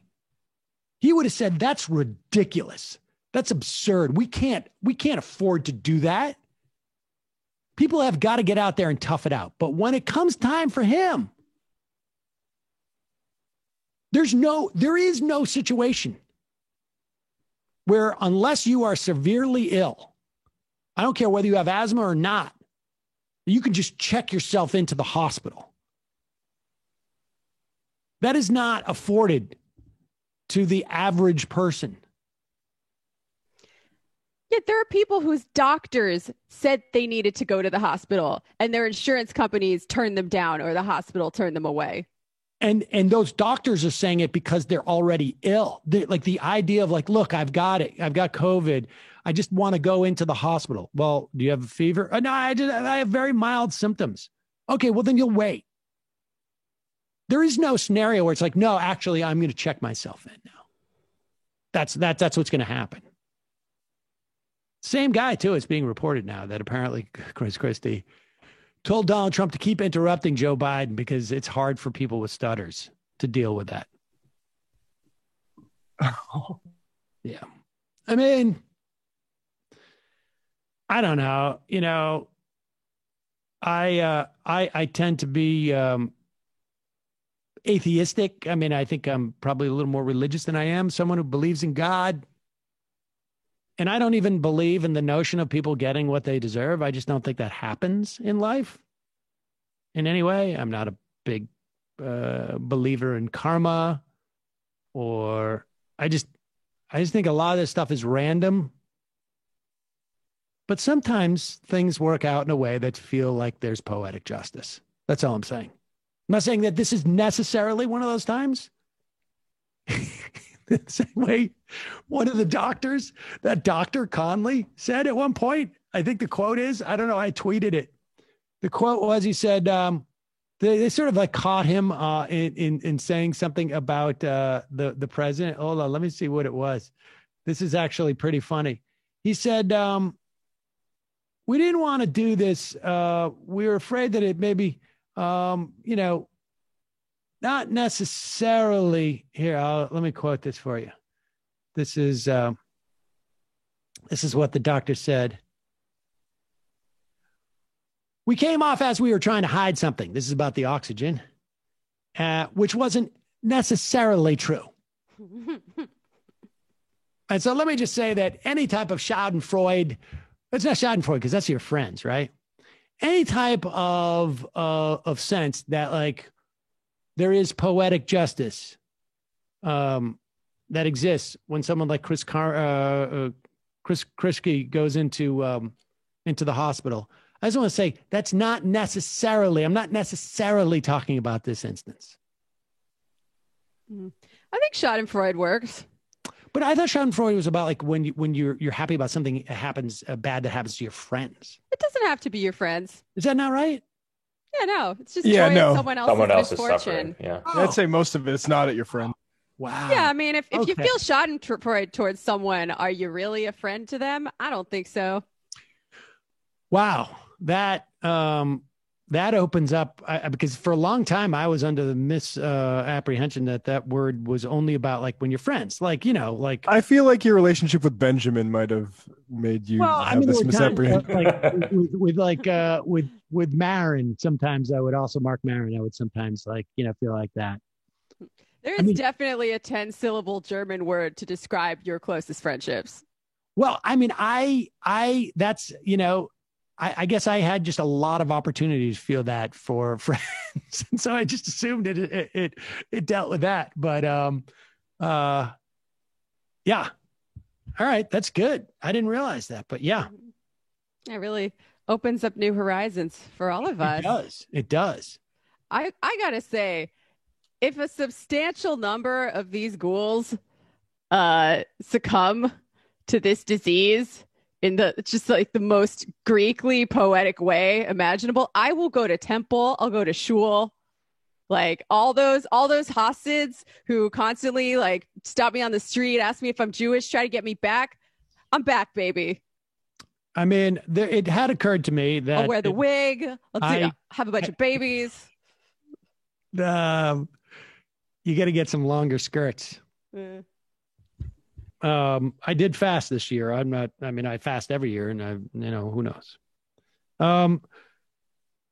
There is out of North Carolina. This is just to give you an update on what's happening in terms of Senate races, in terms of the polls. Like, look, I'm so hesitant to even talk about polls this time around because I don't feel like anybody should not feel a certain amount of anxiety about this election.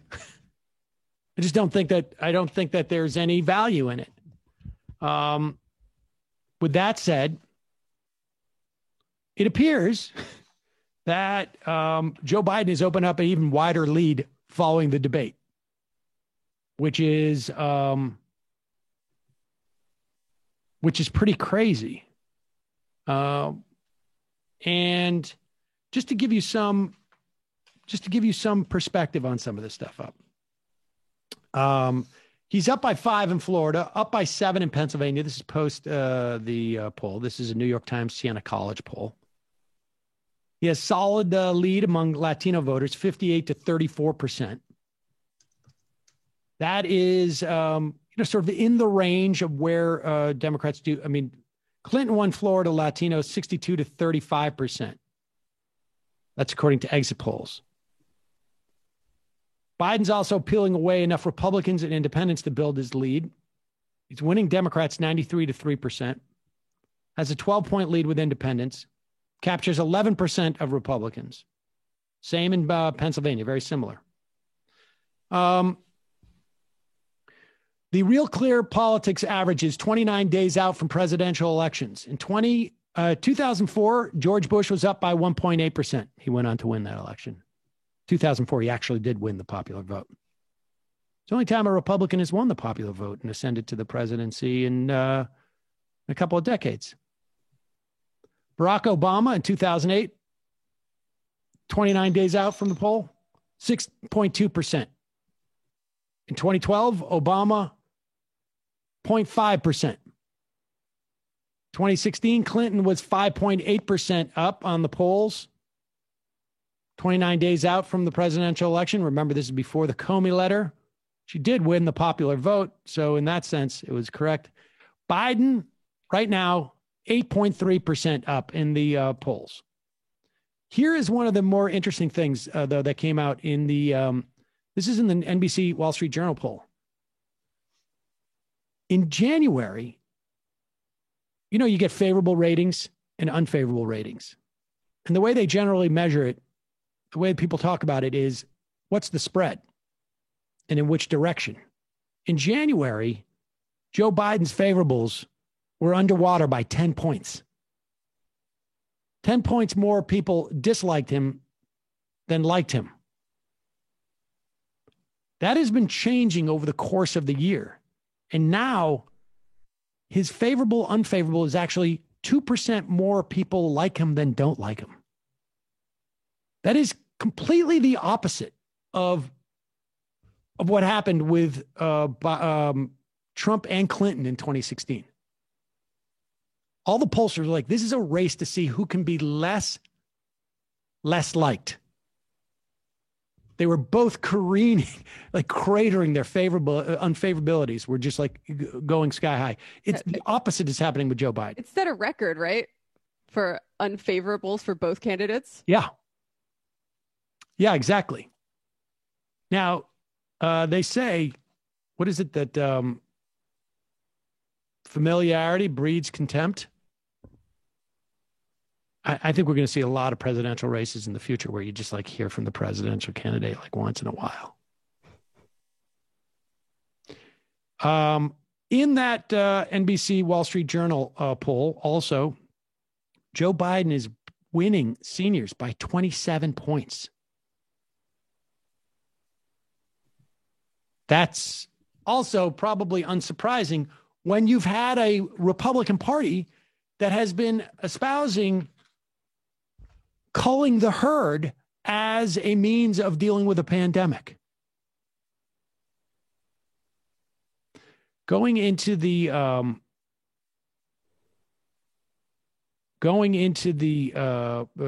of the swing states,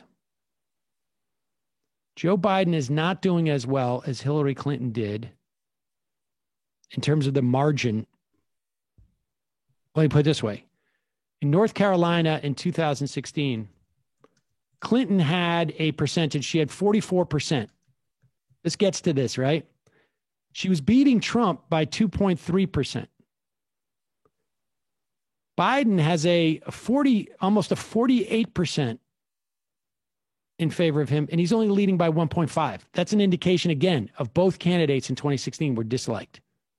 But Biden doesn't, his lead is not as big, but he's closer to the 50% margin. Like, you want to be at 50% or higher. That is a lot more stable place to be. If you're around 43%, you could be beating Trump by 6 points. But there's a lot of people who haven't decided yet. If you have over 50% and you're only winning by 3 points, you're almost in a better situation because there's fewer people to change their mind and actually overtake you. So in Pennsylvania, for instance, Hillary Clinton was beating Donald Trump by 6.8%, but she only had 46%. She was polling at 46%. And so she ended up losing by just 40,000 votes there. Joe Biden, on the other hand, has 50% in Pennsylvania and beating Trump by 6%. I would take that any day over being at 46% because that means, and you're winning, that means that there's a lot of people out there who haven't decided. But if I'm over 50%, that means it doesn't matter how the undecided breaks. He's got to come and take some of my voters, and that's highly unlikely at this point. Yeah, assuming that the votes get counted. Assuming that the votes get counted, correct. Well, this is right. Everything I'm just talking about is in a vacuum of an election happening where people's votes aren't disenfranchised. That's like scenario. That is like the other scenario where it's like, but we're just trying to get a sense of like people who are attempting to vote. It's quite possible Pennsylvania lawmakers may decide like, we're not even going to take the final tally of how our state votes. We're just going to choose our own electors. Yeah. I'm just giving people a sense of like where the race is sort of outside of that. You have a similar dynamic in Florida. Biden is at 48%. He's only beating Trump there by 2.9%. Clinton was at 45.5%, and she was beating Trump by 3.2%. Well, when that other 6% breaks, then you're in big trouble. She lost Florida. Michigan, 50.1% Biden's at. And he's got a 6.9% lead. Clinton had a 7% lead, but only 44% of the vote. Wisconsin, exact same dynamic. she had 44.6% and was up by 6.5%, 6.6%. Biden is at 50.7% in Wisconsin. So the numbers look good, but they don't look great. And also remember, as Jamie said, like, we don't know how many of these votes are going to be counted. So, I mean, that's why I just hesitate to talk about the polls in that regard, because at the end of the day, everybody's got to vote. And I wouldn't bank on any of this stuff. But that's where it's at right now. People want to know what polls are. Those are the polls. Well, the important thing is that Biden was a nice enough person to suspend all negative ads during this time period. I mean, the play acting that's involved in this. I mean, I get why Biden did that, because one, there's a lot of other people out there putting out negative ads. Right. Right. I mean, it's not like there's no negative ads, whatever. You're still getting a whole like barrage of negative ads. So much of the negative ads anyways are put out by independent expenditure groups anyways. Wow, stand down and stand by, Jack. What's that? Stand down and stand by, Jack. Jamie, what'd you have? Oh no, that's what elicited Brendan's comment. I think we said the same thing. He should tell them to stand back and stand by. Right, but they're not going to listen to him, and good for them. His whole narrative is, I'm not Donald Trump. So in fact, when Donald Trump goes out there and he does the negative ads, and Joe Biden doesn't for a short period of time, he gets that. That's actually like part of the narrative he wants to push. Particularly when you see like after the debate, where it's just like Donald Trump is paying a price for being such an a-hole, at least in terms of the polling there. And so I don't have a problem with that. What I can't even fathom is like, I mean, I get the concept of clean for Gene, right? I mean, I subscribe to that to a certain extent as well. And I can understand, like, I'm not going to put any videos of me dancing on Instagram. I'm not going to shoot the, small celebrations and put it on TikTok. That would be untoward. But I'm certainly not going to express an iota of sympathy for, I feel bad for the reporters. I feel bad for the employees at the White House who were subjected to this, whose bosses were such a-holes that they didn't care about their safety. But do I feel an ounce of sympathy for any of those people? I feel bad for Kellyanne Conway's daughter. But defend Claudia. Oh my God. If I don't, Mila will come after me. Mm-hmm. But what do I feel an ounce of sympathy for those people in the White House? No, of course not. I really like the statement that Ilhan Omar put out. What did she say? Because she did not express any sympathy whatsoever for Trump and these ghouls. She pivoted immediately to talking about how so many people have died as a result of their actions, including her own father, apparently. So, right.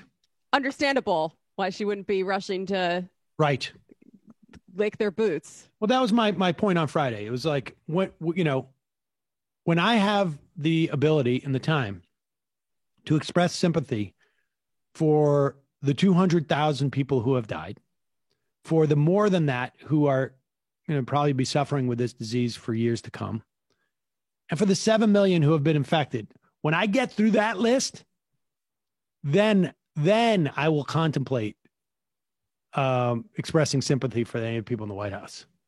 Mm-hmm.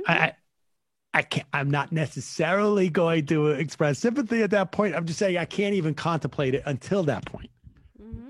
I can't even think about it.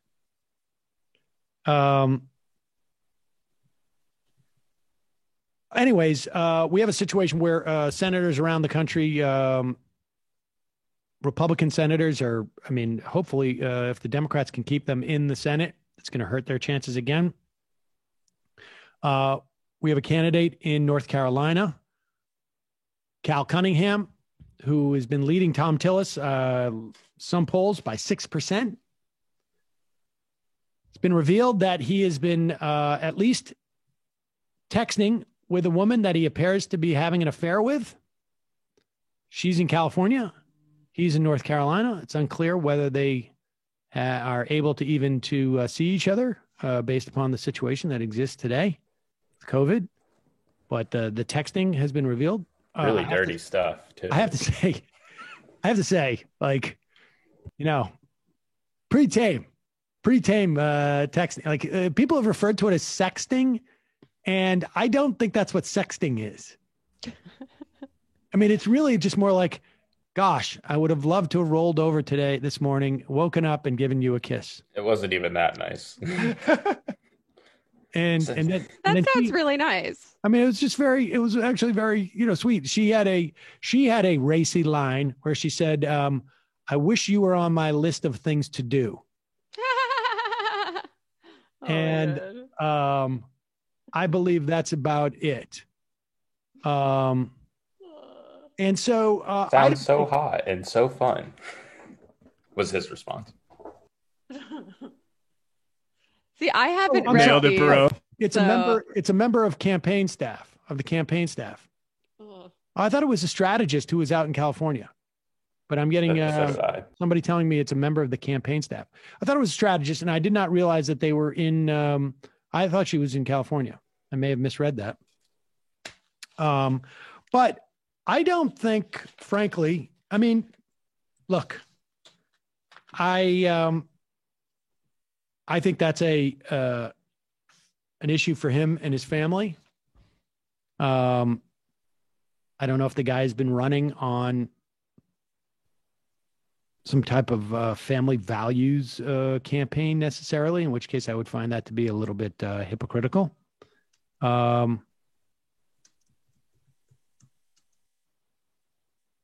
He is not dropping out of the race, nor do I think he should.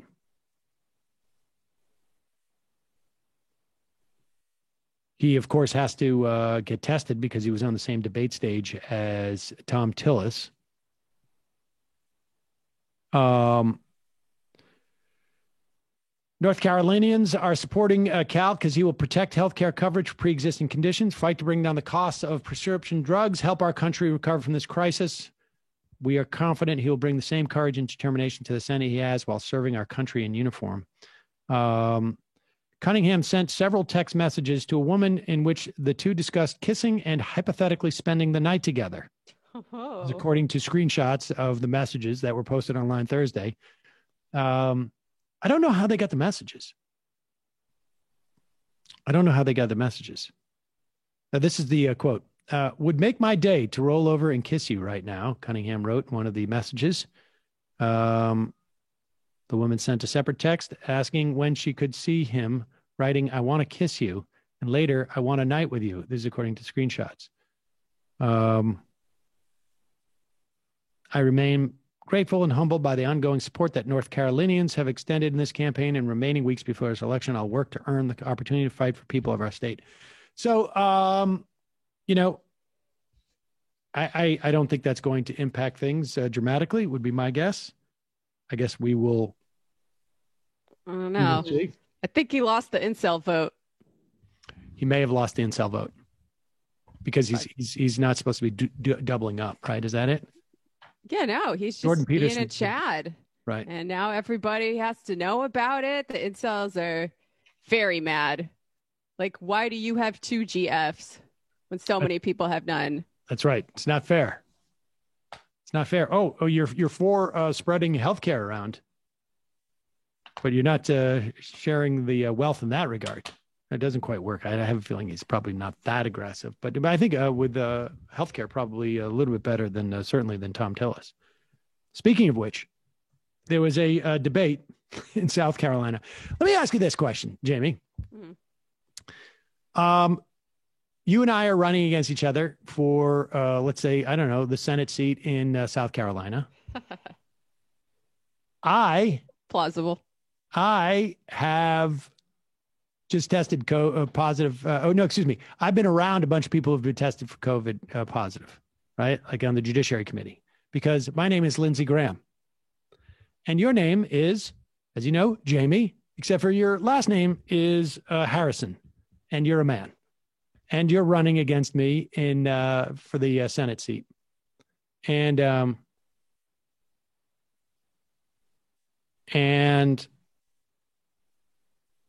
you're running against me. And would you go to a debate with me? I'm going to say no. Maybe a Zoom debate. Okay. You wouldn't do an in-person debate? Yeah, keep your germs away from me. Well, Jamie Harrison said he would. Here it is. Here he is. This is is this from the debate? Brendan? This is from the debate. We also have a photo of the debate set up. Okay, let's see the debate set up. He insisted on I wouldn't do this, but he was like, I don't want you. I mean, really, that should have been put around Graham, but he wouldn't do it. I have a feeling. Like the safest thing would have been to put that around Graham. Graham was refusing to do it. Meanwhile, look at it. I think he's coughing in that picture. My God. Oh my God. Right? I mean, how do you not?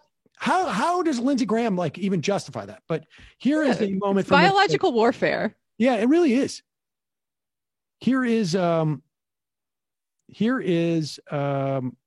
Jamie Harrison being asked about the fact that South Carolina is one of the few states, well, maybe there's a little more than a dozen states, that has not expanded the Affordable Care Act, or I should say Medicaid, as provided by the Affordable Care Act, to literally, I think it's tens of thousands, if not hundreds of thousands, who would be eligible in South Carolina. And here is Harrison's reply. Our next question from Bill Sharp. Thank you, Judy. Gentlemen, I think neither of you has to worry about health care coverage. Goodness knows, Senator, you've got the Cadillac of health care coverage as a U.S. Senator. And Mr. Harrison, I suspect you don't have to worry about health care coverage either. But thousands of people in South Carolina do. And guess what they're on? The Affordable Care Act, called Obamacare. And they get pre-existing conditions covered, Senator, Mr. Harrison, with the Affordable Care Act. Now, we have an opportunity in South Carolina to expand Medicaid as part of the Affordable Care Act. But have we done it? No, no, no. We're one of 14 states in the entire country that refuses to expand Medicare. So, Mr. Harrison, Senator Graham, my question to you is the Affordable Care Act worth it? Do you want to do away with the Affordable Care Act, or do you want to keep it and expand Medicaid to help poor people in South Carolina? Thank you, gentlemen. This is first to you, Mr. Harrison. Well, thank you for this question. And this is yet another personal one. You know, my grandfather, who worked all of his life, ended up 50 hours a week working the construction on the roads here in South Carolina, never had health care until he found out he had undiagnosed diabetes.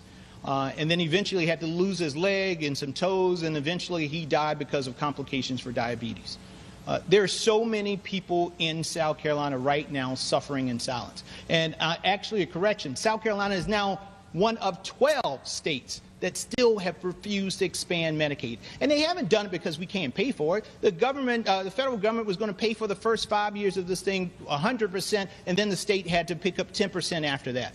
It is because it was tied to Barack Obama. Let me tell you something. Part of the reason why we have had 4 rural hospitals to close in South Carolina over a few years, and if you live in one of those communities and you have diabetes or complications with your pregnancy and all, and now it takes you, instead of 10 minutes to go to the hospital, 50 minutes to go to the hospital, that is a death sentence. I mean, there it is. I still contend there are 2 good parts of the Affordable Care Act. One is the patient protections, no pre-existing conditions, no rescission, no limits annually or lifetime in terms of, like, if you get hit by a bus and there's a lot of complications, or you get cancer, this and that, they can't cut you off because your medical expenses have become too expensive. 26-year-olds can go on their parents' plans. some things to actually establish what you're selling is health insurance. You have to offer certain basic services, colonoscopies or mammograms. That part of the Affordable Care Act, good. The affordable part, not so good. But the expansion of Medicaid, also good. Now, I prefer, and hopefully we can get there, that everybody gets basically a version of Medicaid or Medicare, whatever you want to call it. It doesn't matter. Where you're getting a lot of different services. People who I know have been on Medicaid, the only trouble is sometimes finding a doctor, which of course is also sometimes a problem with your private insurance. But the coverage itself is pretty good. It's really good. And Bernie Sanders' Medicare for All is really more like Medicaid for all, but there's, supposedly a stigma attached to Medicaid because it's available to low income people as opposed to, let's say, older people or Medicare, whatever. I don't care what you call it. But the expansion of Medicaid has allowed hundreds of millions, in fact, 10 million people to get health insurance where they couldn't get health insurance before. I don't know how, again, Medicaid sometimes hard to access, but that's a no-brainer. Yeah. And the next step for the left with, Medicaid is like federalizing it basically and not letting it allowed to be block granted by these states, which will take it away from healthcare purposes and send it to, family value centers and things like that, all the way down the line. Yes. The block granting of Medicaid has been a right-wing sort of fantasy for an extended period of time. And that just allows states to do essentially what they're doing now, which is to deny coverage to people.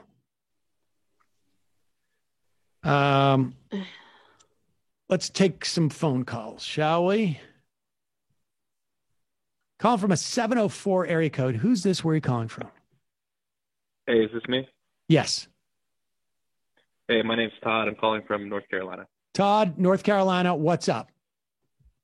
I wanted to call about kind of like the politics or like the street protest movement going on right now in Raleigh, North Carolina. Okay. I don't feel like it's really getting talked about. So there's a mayor, Democratic mayor here, who is closely tied to the developer, I don't know the name off the top of my head, that is basically gentrifying most of downtown Raleigh. And there's kind of been an active like three-way conflict between her, the police department, and the people in the street protest, kind of fighting over keeping this area, this middle of downtown area, very valuable for investors. And that's really starting to change. Businesses are closing up and stuff like that. So I'm wondering about how you guys think that dynamic's going to play in other places. I do think that the street protest is kind of winning here in a way that people don't really see or understand yet, because it's changing like the local economy along with the pandemic. And so give me a sense of what people are doing. Yeah. And how are the protests changing the local economy? Well, for example, it had been mostly like kind of quiet, but when it first all started back in May, a lot of businesses got, roughed up, like windows smashed and a couple places got burnt out. And ever since then, even when there's like a hint of protest, most of them have been extremely chilled out. Everywhere boards up, and a lot of like the kind of wealthy suburbanites don't come downtown to shop and go to stores and things like that.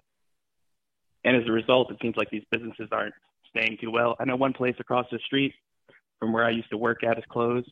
I know another place is closed too. So it's just interesting. I don't think I follow the newspaper here. They're not really talking about it. So that's why I wanted to call in. I've been calling in for like 3 weeks straight. I'm glad I finally got through. So, and you think this is attributable to the protest as opposed to the virus? I think it's both. Because it's like, you got to understand, if you go downtown on the weekends nowadays, every business is boarded up, doesn't even look like they're open because they're terrified of getting and it's kind of unjustly, there's really not a reason for them to be that worried, but it's kind of like a lot of places in this country is kind of bred into the way things are reported, and people freak out for no reason. Right. I mean, I'm not sure that that's actually not by design. I mean, I will remind you, in the run-up to the 2018 election, there were people in Minnesota who were worried about their lake houses being overrun by the caravan. Do people even remember what I was talking about? Because this was such a huge story that people. Well, I saw Fox News run a caravan story last week. Oh, they did? Well, of course. And now it's time. Yeah, I mean, it comes back. It comes back. Yeah. Every October of an election year, there's a caravan. And then, like, literally, like, I you know what? Get guys, will you Google trend caravan and do like a Google search term? I bet you it drops off. I bet you it's like just goes up like a rocket over the summer, and then it's like in the atmosphere. And then like the day after the election, it just drops like a lead balloon. I mean, look, I would imagine that in a downtown area that has seen protests, you would have shop owners, and this is happening. Bullprog just they said that it's happening in Minneapolis too. Yeah, there it is. It's right back down to there it is. The caravan just drops out and falls apart right after the election. And there's a certain inevitability that shop owners are going to react that way. In an abundance of caution, but it's also because everybody's so tentative right now because of COVID. And and there's a lot of. Sorry, go ahead. No, go ahead. I mean, I don't know what else. I guess I'll just close this. I'm sure, like a lot of places in this country, there's a lot of like local, especially in the South, local politics where parts of the cities that were considered, like not worth a lot of money, not valued by land appraisers and stuff like that, are now being sold for millions and millions of dollars. And that's kind of the area I'm talking about. And that's who, has a relationship with the mayor, Ann Baldwin. So I just want people to be conscious of like how this kind of gentrification also plays into like who runs the city, and, think about how people are going to respond and how you might have to be okay with some things maybe you weren't okay with before. Interesting. I appreciate the call. Yeah. Thanks, Tim.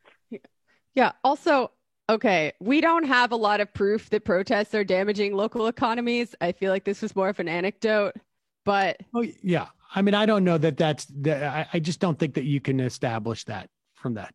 But I mean, in case they are, because I know that's an argument being made, we can't shop our way to a better world, folks. Oh, this I wanted to read. I almost went there today, actually. My union is on strike starting today, and I want to get the word out. We are the teachers and staff of Brooklyn Friends. This is from Chris Crispy. I almost went to this at Pearl Street today, which is near the Shake Shack. I walked by it. I thought it was down here. We're the teachers and staff at Brooklyn Friends School, an independent school in downtown Brooklyn. The administration has filed a petition with this is a really horrible story because they know that they have a sympathetic National Labor Relations Board. Brooklyn Friends is supposedly Quakers, and the letter they sent out, I know some people who go to this school. That's why I know this. The letter they sent out they were almost basically saying, like, we're going to break the union on religious grounds. I mean, really, it's just unbelievable. Do better, Quakers. The administration has filed a petition with the National Labor Relations Board to decertify our union on religious grounds. Well, literally, they are saying a Quaker school and unions are against their they are a Quaker school and unions are against their Quaker values, which is a ridiculous claim. They are trying to exploit the fact that Trump administration has reversed an Obama rule that protected union workers of religious institutions. We are demanding they withdraw the petition. We are picketing every morning this week. Okay, on Pearl Street near Borough Hall. Wait, near Borough Hall? Oh, down there. Okay. Come join us. I thought it was the other Shake Shack, but it's that Shake Shack. People can find out more info and donate to the strike fund at bfsunion.org. I'm going to try and get there tomorrow. I can probably only stay for about 5 minutes, but I think they're starting around 8:30 if they did it at the same time today. Cool. Let's take another phone call. Here we go. Calling from a 917 area code. Who's this? Where are you calling from?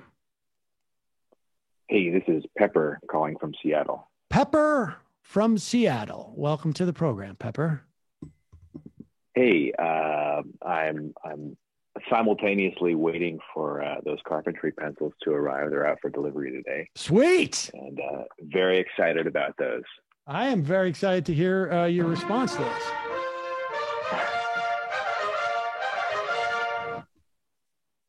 Well, I'll certainly let you know how they function once I receive them. So I wanted to... Hello, go ahead. You wanted to... Sorry. I wanted to bring up something that we were discussing with Alex Perrine last week. This notion of might is right and saying what you do before you do it. The lack of walking it back. And I feel like I see the Republican Party right now barreling forward, trying to explain what they've just done. And it's becoming more and more, thin. And I'm seeing this kind of from a performance standpoint. I'm not totally sure I'm following what you're talking about. In fact, okay. I'm sure I'm not following what you're talking about. Okay. Saying what you're going to do before you do it. Or I should say going back and saying that you expected something to happen. So you got to be more specific. You're talking yes. Theoretical, and I just don't know what you're talking about. Just say specifically what you're referring to. Yes, saying that the virus would go away, and then when it doesn't go away, providing a whole host of reasons why it wouldn't. Okay. Or why it didn't. And saying no, we of course we were on top of course we knew it was a big deal at the beginning, and to come back and say with degrees of assuredness about. So you're talking about the revisionist history by the Republicans and what?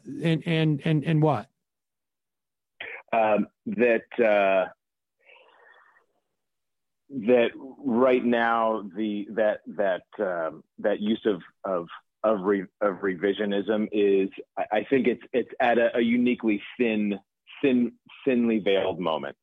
So I think your point is you don't think it's working right now because of all the things that's happening. We should also say along those lines, Bill Barr, welcome to the it's your turn in the barrel. Apparently Bill Barr also now has COVID. You'll recall that initially his initial response was, I'm not going to self-quarantine. I'm not going to wear a mask. I'm going to go about my daily and then he decided to self-quarantine. How much you want to bet he decided to self-quarantine after he got tested?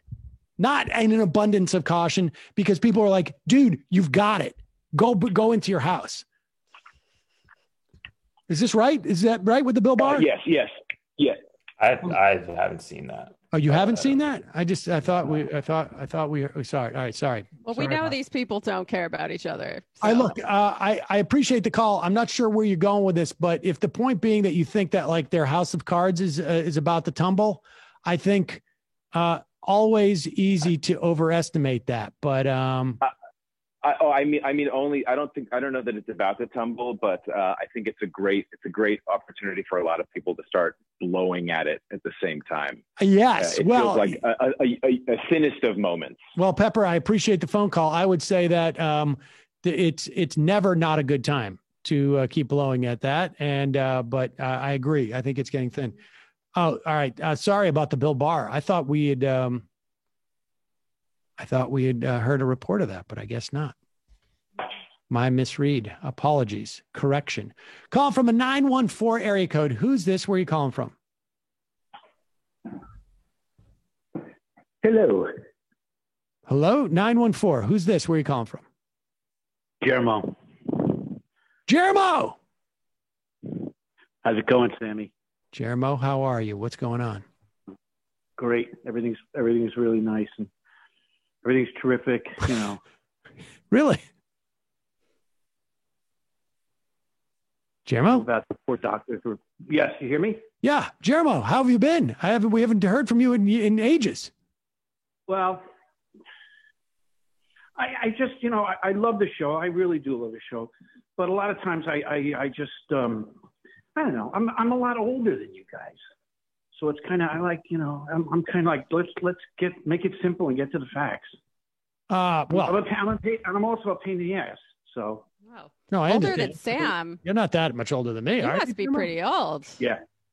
I'm 10 years older than you are. All right. Well, 68. That's all right. So I was, wait, you're 68? Yeah. Well, you're older than 10 years older than me. I'm not 58. I know. Yeah. That's cool. All right. Now listen, just real quick. Do you remember, you remember the 1960s? Well, no, I don't. I was 4. I was 4 in 1970. I'm not that old, Jermo. I mean, But this is what I remember about history and about the Soviet Union.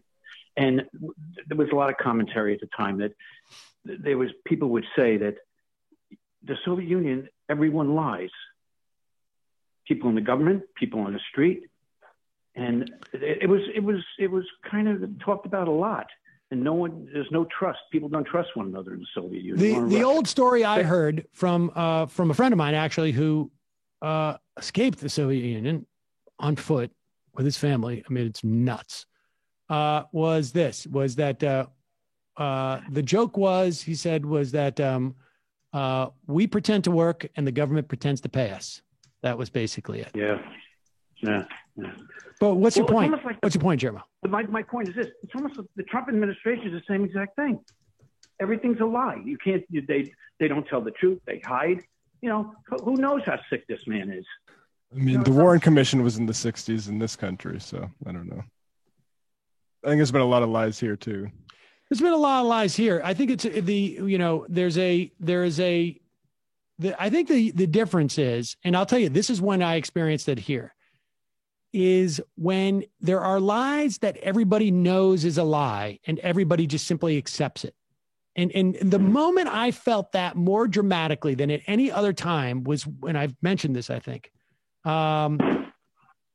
Brett Kavanaugh's hearing, where he's saying about his, whatever it was, his yearbook. That was just an homage. We really like that woman. And when everybody in that room knew why they had put that in why they had put that in the yearbook, it was because they were, a bunch of a-hole, teenage boys, and they, that was their, way of saying, like, we're all in a club together because we all fooled around with this woman or whatever it was. And everybody in that room knew he was lying. Every single individual in that room knew he was lying. And nobody said, dude, we all know you're lying. Everybody just pretended like he was telling the truth when everybody knew he was lying. Everybody, every single person in there. And that to me was one of the more scary things, where it was just like, where the idea is like, everybody knows I'm lying, but it's okay because it's just there. That type of dynamic, that's different from, let's say, the Warren Commission, right? Which is like, we're trying to actually genuinely convince people. I mean, I don't know if I don't know what the lies are specifically, but like the lying that's taken place in this country for the most part has generally been of the sort of like, we lie because we don't want you to know the answer. In this instance, the lies are like, we lie because it doesn't really matter. You're not going to do anything about it anyways. This is just the truth that we're going to accept. That type of lie is, you've entered into another realm, I think. Yeah, that's a great point. But you said something about, I guess maybe 3 weeks ago, a month ago, about Bill Barr. And Bill Barr, he'll answer a question and he'll say, not necessarily. He'll go to the 1 or 2% to try to prove you wrong. And you said that, and I thought that was terrific. I really appreciate you opening our minds a little bit more. Sammy, great to talk to you. Jermo, hang in there. Seems a little down. At least the Soviet Union lifted people out of poverty and gave women better orgasms. Is that true about the orgasms? It's true. They did a study. Yeah, I think this is pretty verified. I think we're going to have some TMBS content on this, actually. Oh, nice. Yes, this is one of my bailiwicks, okay? The female orgasm. Okay. I have the data. All right. I've listened to podcasts. I've read at least one or two articles. And I think that is something that is not a lie about communism. All right. Well, I mean, there you have it, folks. What has Trump done for the female orgasm? Oy. Probably made it harder. I can't even that episode of Broad City is any indication.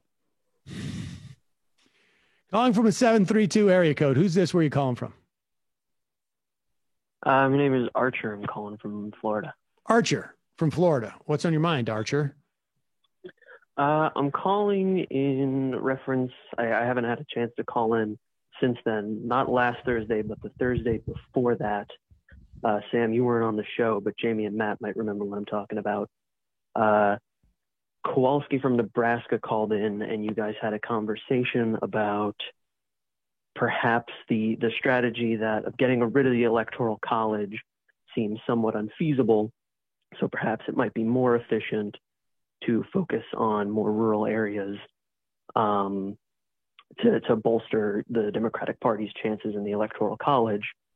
And there seemed to be a kind of like resignation in the conversation about that we're likely not going to get rid of the Electoral College. And I wanted to call in and ask if you guys were aware of the National Popular Vote Interstate Compact. Yes, the NPV. I've talked about this quite a bit, and they're very close. What it is that there are, I can't remember off the top of my head how many states, but enough states that would equal 270 electoral votes. And right now, I think they're like, I don't know, 2 or 3 states shy, maybe, depending on the size of the states. I had checked on it, and they're at 196. They're about 73% of the way there. Okay. And what this is it is states by statute saying that we will, and this gets to, and this is the thing, we've been talking about how states can decide how they're going to distribute their electors, right? And we've been talking about Pennsylvania maybe doing this nefariously. Well, it can be done, folks. And the NPV, which I am supportive of, is an indication of just exactly, how much latitude these electors have. And that is, these states will agree, and it won't work until they get to at least 270 electoral votes, to support, to have their electors cast votes in favor of the candidate who gets the most in the popular vote tally. And so basically they're overriding the voters in their state, or theoretically could override the voters in their state and award their electors to the winner of the popular vote. And that's the pact that they would sign. It would be pretty explicit, and it would be in furtherance of democracy, as opposed to like, we didn't like how the popular vote went, and we didn't like how our state vote went. We just like how we want to vote. That's a little bit harder to justify. But from a process standpoint, that's indicative of that dynamic. The NPV has been around for, at least a decade or two with attempts to push it. And so it's close. It's not quite there. I don't know if you can actually get there, frankly, until you start getting Democrats to win more state houses. Yeah, for sure. There's definitely, we're seeing a trend over the last couple election cycles of Texas, which has not signed the compact, slowly drifting more blue. So there's, possibilities there. But I also did want to shout out to any listeners who might be in Colorado that a reaffirmment of the compact is on the ballot this coming election in November. So for them to be on the lookout for that. All right. Well, appreciate the call. And I also think the MPV would be great, but do you see any possibility of the big swing states ever ceding this power that they have in the Electoral College to change this? Like, why would Pennsylvania, Ohio, Florida, and if Texas is going blue, why would they ever give up this sort of capital in our election process? Well, I don't think they would. I think it would be the other states. And maybe, the argument is you can't get there. Although, if there's Democratic control of those legislatures, maybe they would. I don't know. I mean, I think it's a hard road to hoe because of the dilemma, right? I mean, the same dynamic that allows Republicans to win 2 elections in 20 years, win the election without winning the popular vote is the same dynamic that's going to prevent you from getting those states to join the pact, right? I mean, that's the problem. So many things about our electoral system are 200 years out of date. Even at the time, they were a little problematic, I think. I mean, a lot of this was just basically to protect the landed gentry. And they give a concession here or there. All right, fine. We'll let the people vote for the Senate. Okay. Yeah. I was listening to NPR yesterday on my way home from the gun range because I needed to do something really liberal to, balance it out. And they were talking about how there is no constitutionally protected right to vote. That's right. Like, what? The Constitution is garbage. Did you not know that? You're the one. I did not know that. You're the ones who are supposed to be in love with bourgeois democracy. You'd think you would have written in something about that. At that time, I mean, yeah, they weren't super into the whole bourgeois. Also, on top of that, they had the opportunity with the 13th Amendment to do that then. And they didn't. And they didn't specifically because it was basically a negotiation to allow room for voter suppression of a more generic nature, I guess. Hold on. Let me read it. Let me bring this up. There was an opportunity with the 13th Amendment. Here it is. Let me read this for you. Oh, wait a second. Maybe it was the 15th. It was 15th Amendment. Excuse me. Sorry. I know what the amendments are. I know that it's not in those amendments. I just assumed that it was in the Constitution somewhere because I guess it hadn't really occurred to me to check. I mean, this is the problem we had in Florida. This is the problem that we have, that the idea that we didn't, oh, shoot. How come I can't find just a, well, the reason why the 15th Amendment, which basically said you cannot discriminate based upon race. I'm trying to find the actual wording of this, and why is this so hard? You cannot keep people from voting because they're black, but you can do a lot of other sideways things and they could have just said that everybody has a guaranteed right to vote, period. Instead, they sort of qualified it by saying this right cannot be impeded because of race. Or specifically, and they wrote it. I wish I could for some reason, this one, you can't, it's all, I can only see it in script and I can't read it. It's almost like they don't really care about bourgeois democracy. Those son of a guns back in the 1890s or 1870s. Jerks. Wait, 1790s. Oh, well, no, they had another crack at it is my point. Oh, gotcha. They talk a big game.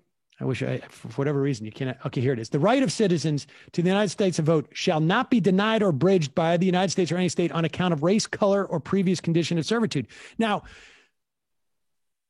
when you construct the right to vote and only talk about what things specifically cannot abridge it, you're basically saying there's a whole host of other things that you can abridge the vote for. And that's basically saying it's basically saying, look, there's no universal right to vote. It's just that it cannot be denied on these narrow specific grounds. These are important grounds, particularly at the time. But that's why you needed the Voting Rights Act in 1965, because the 15th Amendment passes, when was it, like in the 1860s, late 1860s? You passed that, and from that time, you had it for a short period of time where you had a black political power grow. You had black folk getting elected to office. And then within 15 years, the empire strikes back, and the Supreme Court basically allows for all of these other ways of abridging the right to vote that are basically fig leaves to keep black people from voting.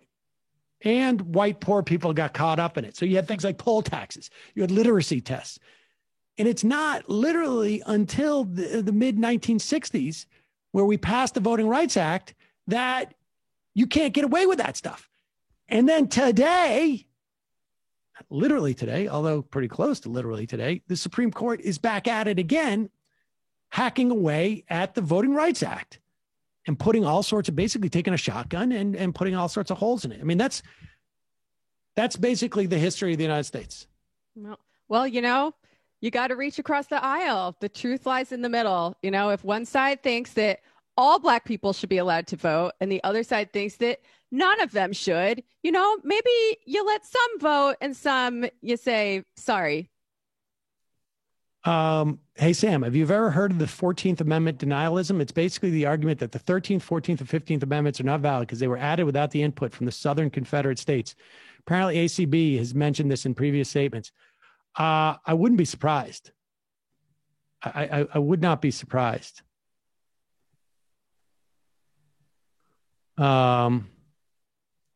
The Krilis Lopaco, I think he's psycho enough to do that. Do you? I'm not exactly sure what you're referring to, but I would probably bet yes. Jedi Duck, when Trump got COVID, one of my first thoughts was Michael and the crew dancing to Celebration after Bolsonaro got it, thinking about his laugh and smiling. I think we actually coincidentally played it on that day. Huh. I actually have had many moments where I'm like, Michael would have appreciated this situation. So much. I hope he's laughing it up somewhere in Ghost World. Yeah.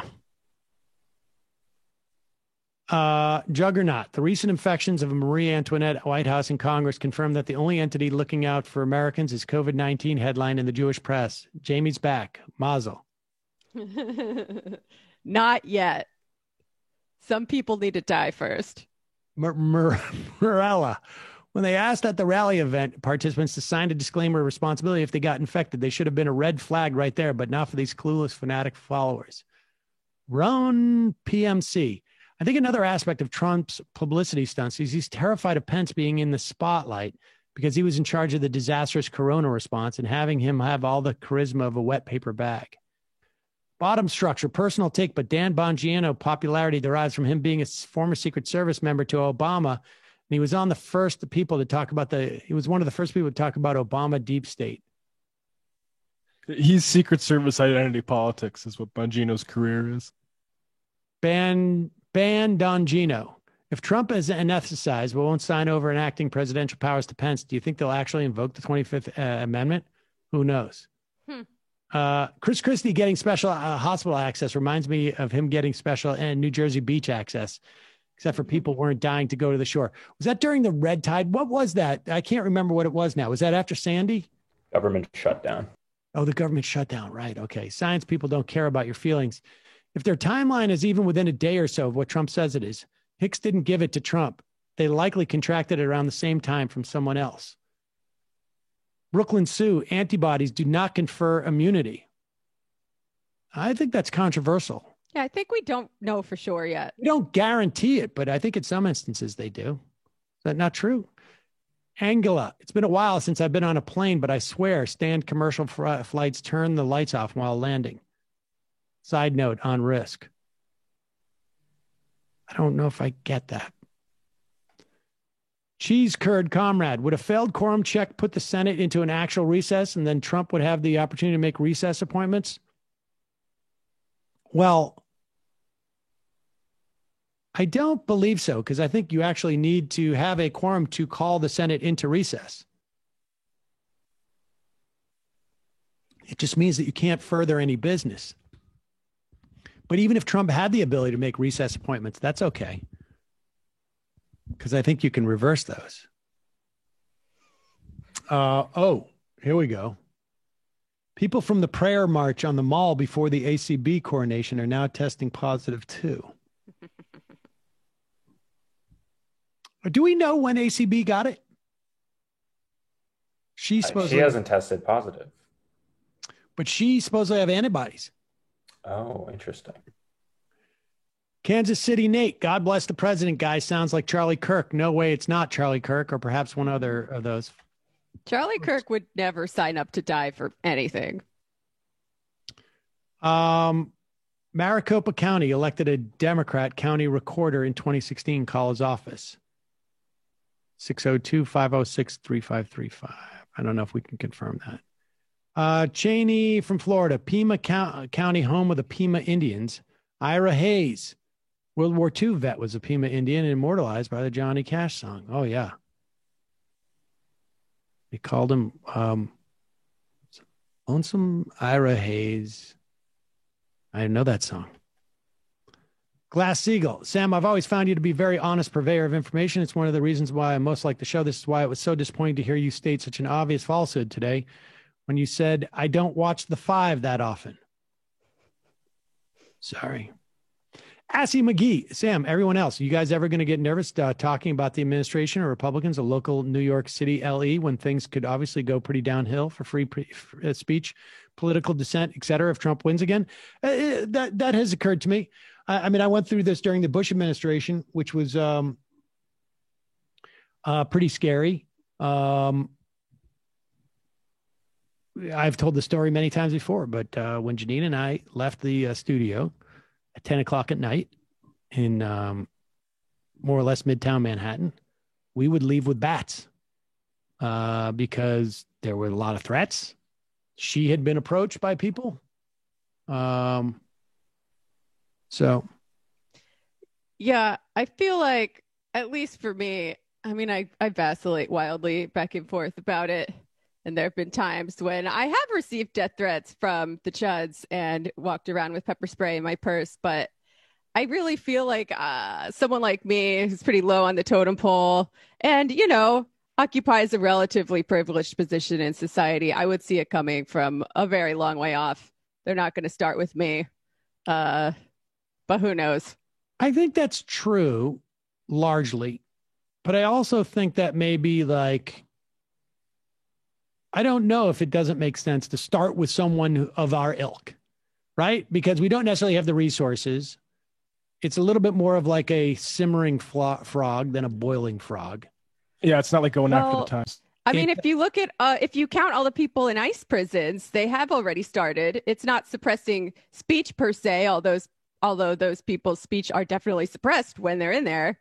But I think it's more helpful to think of fascism as a process, in which case the process has already begun. Right. But specifically, and could get worse and swallow us up. Yeah, like I think if I have to be afraid of anyone, it's a random chud with a gun. It's not like the government yet, or the people who could like kill me and make it look like a suicide. I was during the Bush years. I mean, it's a very different environment. But during the Bush years, you know, to be on Air America, you were the one of the, like, literally maybe a dozen, maybe 2 dozen, but less than 2 dozen people in the country who was professionally espousing any left-wing views certainly to a national audience. I mean, less than a dozen then for that. And I was like, the one thing I was like, particularly then too, I had like aggressive accountants, from like my showbiz days. And I was like, whatever it is, pay the most. Like if you're giving me two options, whichever one says like pay more that one. Cause I was like, just convinced that like I was going to get audited. And I was just like, I don't even want to like, whatever you're talking about, forget it, dude. Just do like, I want vanilla taxes. That's the way I do it. I do vanilla. New York Magazine has confirmed that Pastor Greg Laurie of Harvest Christian Fellowship in Riverside, California, has tested positive for COVID-19. Pastor Laurie was at the prayer march on the Mall with Mike Pence, Franklin Graham, and the ACB Rose Garden event later that day. Was Mike Pence at that event? Do we know? Yeah, he was. He was at the event. Was he inside too? The Coney Barrett thing? Yeah. I haven't seen a photo of that, but it's certainly possible. Man, oh man. These guys. Freaking nuts. Every day feels like Christmas morning to me now. Postman Josh, I grew up.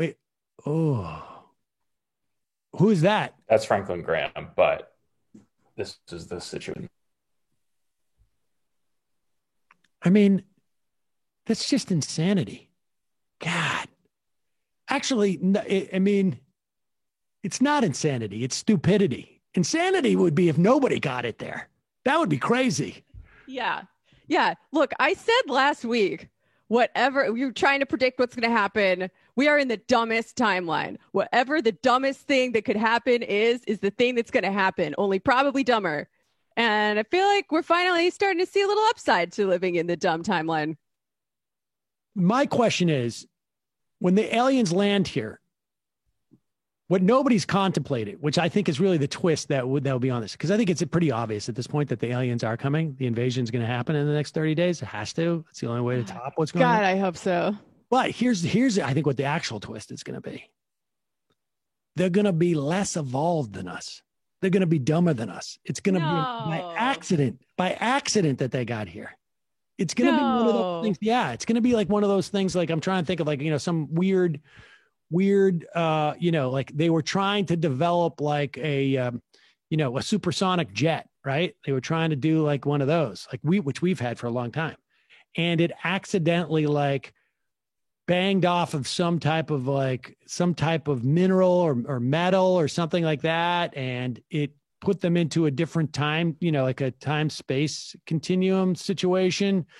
And they accidentally went through a black hole or something. And so they're going to be just like, I think they're going to show up and they're just going to be like, just maybe slightly or significantly dumber than us and less evolved.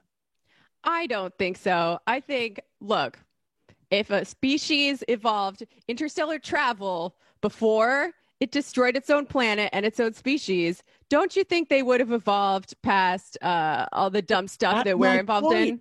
They didn't. It was an accident.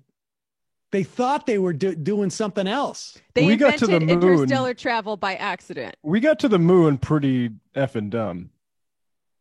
Yeah, it was just like, well, we got a big engine here. Let's put it on the back of this thing and see if we can make people breathe. It's like a submarine, except for we just put a big rocket on it. It was basically an outgrowth of war to scare people. That's why we went to the moon. So I don't know. And so, I'm just suggesting that maybe they're like 25 years behind us.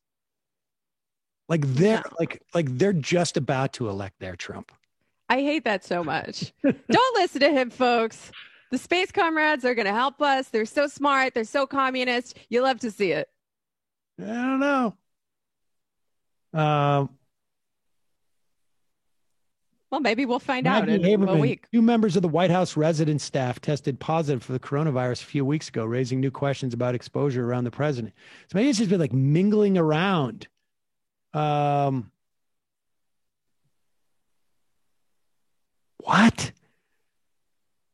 apparently when they tested positive, they were told to use discretion in discussing it. These people, my God. That's not what the CDC tells you to do, to be discreet. If you find that you have symptoms or have tested positive, just lay low about it. Don't be, act natural. Oh, here's Donald Trump tweets out.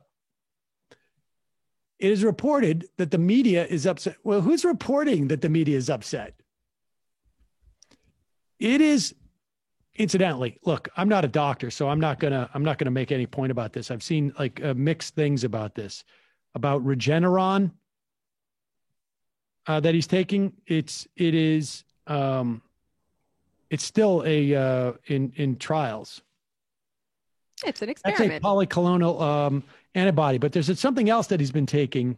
Steroids make you delirious. Yeah, the steroids can make you insane, which, you know, to be fair, might not be that different from his usual state of mind. But a lot of people said to me, when your daughter gets to be 12, 13, she's going to turn into a nightmare. I was like, well, she's sort of a nightmare now. I mean, I love her and she's wonderful, but she was very strong-willed as a toddler, and when she became a teenager, actually, I think in many ways, was better.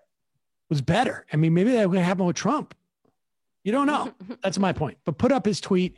So we don't know where this is coming from, but he says, it's reported that the media is upset because I got into a secure vehicle to say thank you to the many fans and supporters. Did he forgot that he's the president? Fans. Like fans and supporters. They've been loving my show. I handed out headshots. Fans and supporters who are standing outside of the hospital for many hours, even days, pay their respect to their president. Their president. If I didn't do it, media would say, rude. Really now. I'm quite sure the media would have been like, now, if it was Obama, maybe, right? I mean, they got on him for wearing a tan suit. Imagine wearing a tan suit. Latte salute. Wow. All right. One final call. And they had to report on something. And it wasn't going to be the policies. We got a lot of people who have been on the phone for almost an hour and a half. Calling from 770 area code. Who's this? Where are you calling from? You are the final caller of the day. Sorry. I am, if you'd prefer. I like that answer, but go. Who is this? Where are you calling from? This is Kyle from Atlanta. Kyle from Atlanta. What's on your mind? Sam Cedar from Brooklyn, if that is your real name. Well, maybe it is, Kyle. Let's not get too carried away. Let's go. What do you got? Wanted to call in and open up a dialogue about something you had mentioned on the show. It goes back a couple of weeks, I think. You were mentioning that your daughter sort of has a sort of instinctively internally burps a little bit when she sees an American flag flown. Do you recall? Yes. Yeah. I wanted to, if not, And I should say, I found it a little bit upsetting. Like, I mean, I appreciate a certain amount of skepticism to jingoism and sort of like performative displays of whatnot, et cetera, but it just seems a little bit jaded, at this age, but also understandably so. I think it shows that she's smart. No, I agree. Okay, so then maybe this will be less of a sort of resistant conversation that I had anticipated. But you're saying you understand. I mean, yeah, because I guess on some level, I sort of have that instinct, and I agree with you. It's unfortunate, and I don't necessarily like it. But I wanted to sort of if not justify, sort of explain why a younger person might feel that way. Yeah, go ahead. I mean, I have a good sense. For me, it was just like when I see it, I at least have had an extended education as to what has been done in the name of that flag, and right. And I guess I guess on some level, it just sort of like, and maybe it's when she's talking to her younger brother, I'm just like, you want to, you know, it's enough that I basically told my kids very early on, look, there's no Santa Claus, there's no Easter Bunny, you know, and you want to allow them some fictions. You know, it's not like, you know, I don't, let me put it this way. My kids are not in danger of being immersed in jingoism and, you know, sort of like empty patriotism. That's not a danger that they have.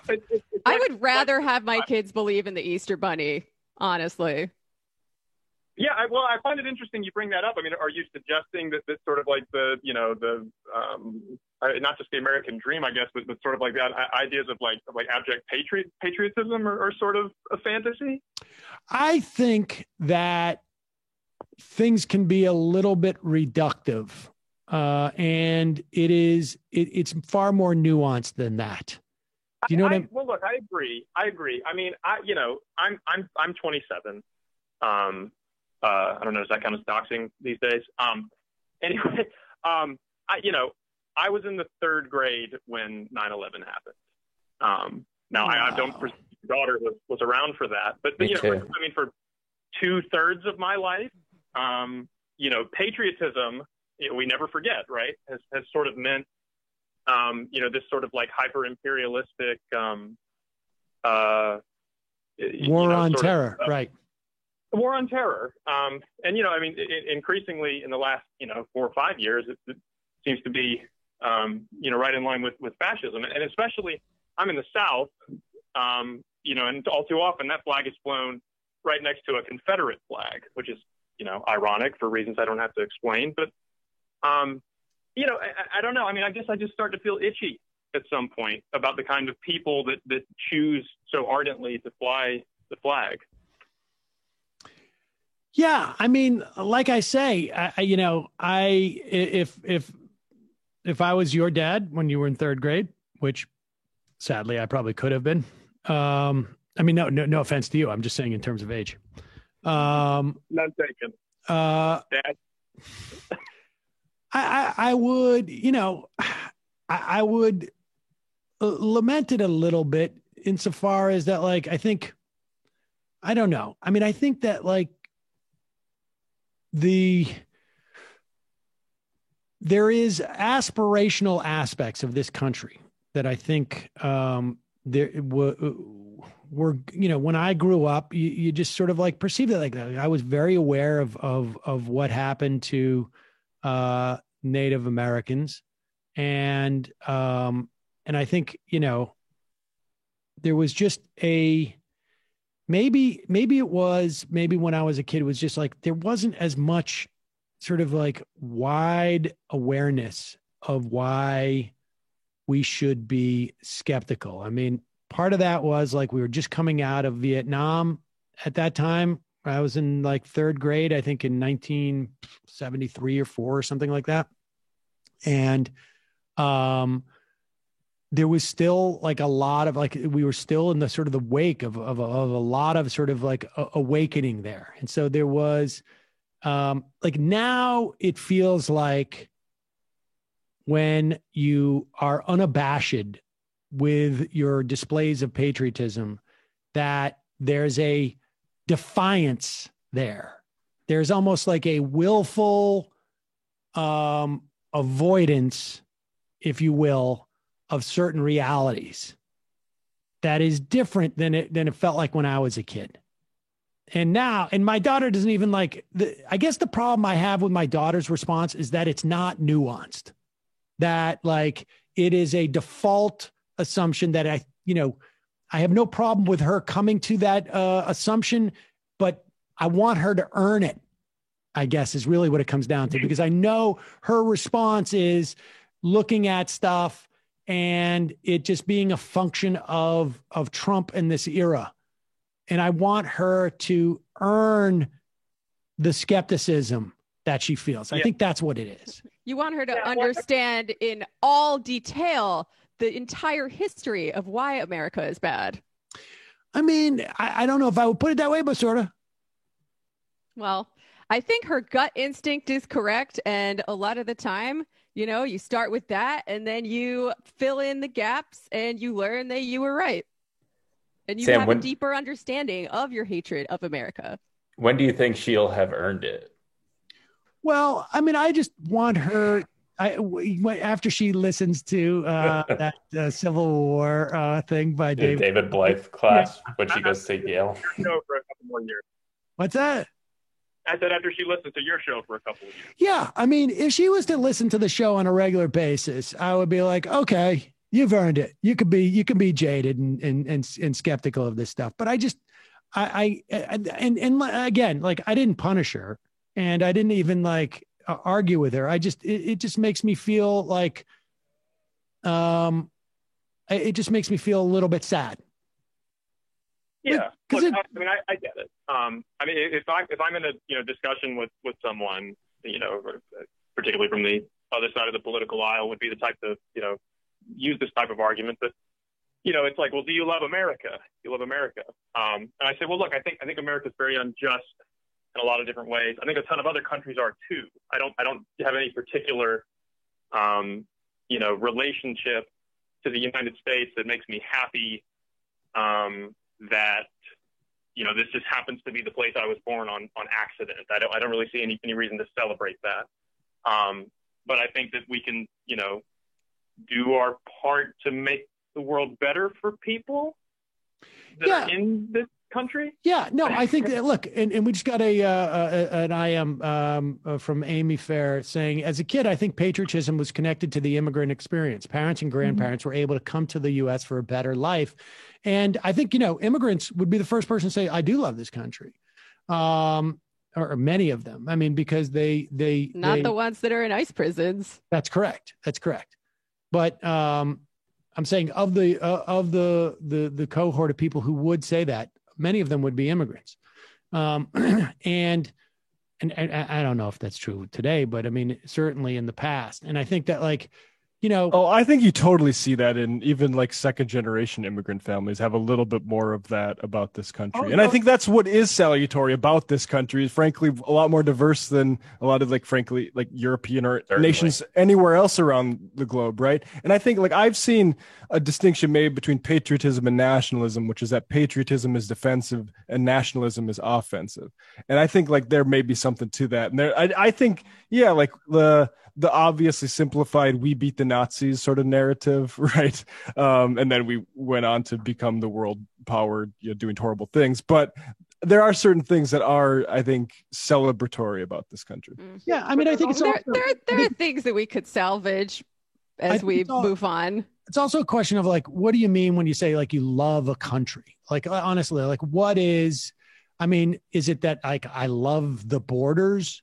I love the tax code. It really is a question of I guess on some level, how you define this. You could argue the American project is in its, aspirational form is, something that you can appreciate. And the idea of a country that is so diverse and seeks to sort of to in some way celebrate and enhance the difference, that ideal. Now in practice, it doesn't happen in practice. But no, look, I mean, I think I get the distinct impression that the type of person asking me that question does not believe in that. Right. I mean, that's the thing.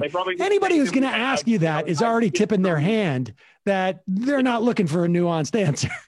Right. I mean, so I don't know. It's an interesting thing about, but I appreciate the call. I got to go because it's 2:50. Hey, appreciate you, Sam. It will surprise no one that I do not think patriotism and nationalism are terribly different.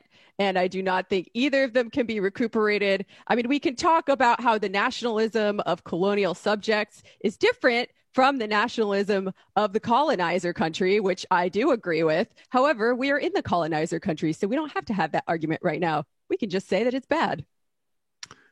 All right, couple of IMs, and then we're out of here. Trump change.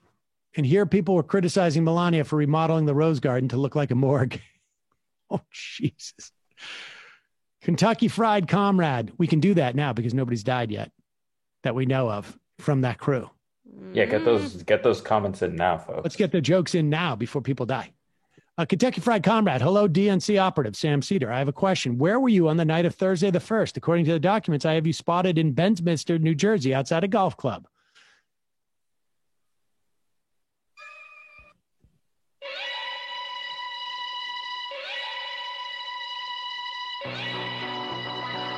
There we go. Freaky Nasty. Oh, shoot.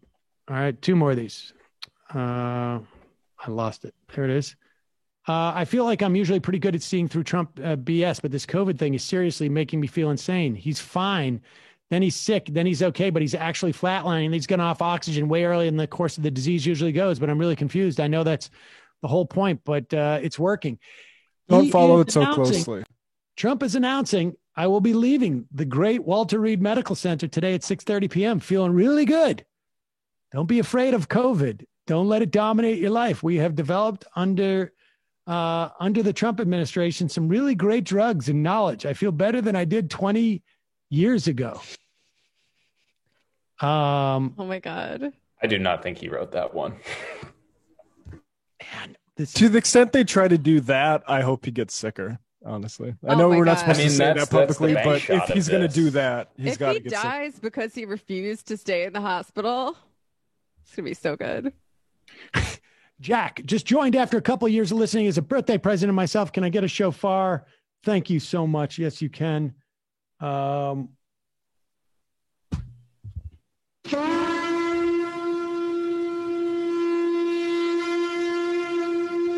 Wish I could have told Michael how much his thoughtful commentary influenced my views on our social responsibilities to one another and what we should be trying to achieve. Thank you all. Left is best. Thank you. And 2 more. John from Green Bay. Seems to me like Trump team knew the president was positive for a while, but we're hoping he would stay asymptomatic so they could sweep the whole thing under the rug and ignore any harm done. Once his condition worsened, they were no longer able to do this. You could be very right. You just don't know. And the final I am of the day. A square. Sam, it's just sheer insanity. The way the Mad King is being paraded for the cult to see tells me also that his campaign thinks this is no sympathy and so only plays to go back to downplaying the virus. All right, folks. Jamie, Matt, Brendan, good show. See you tomorrow. It might take all the strength I got to get to where I want, but I know somehow I'm gonna get there.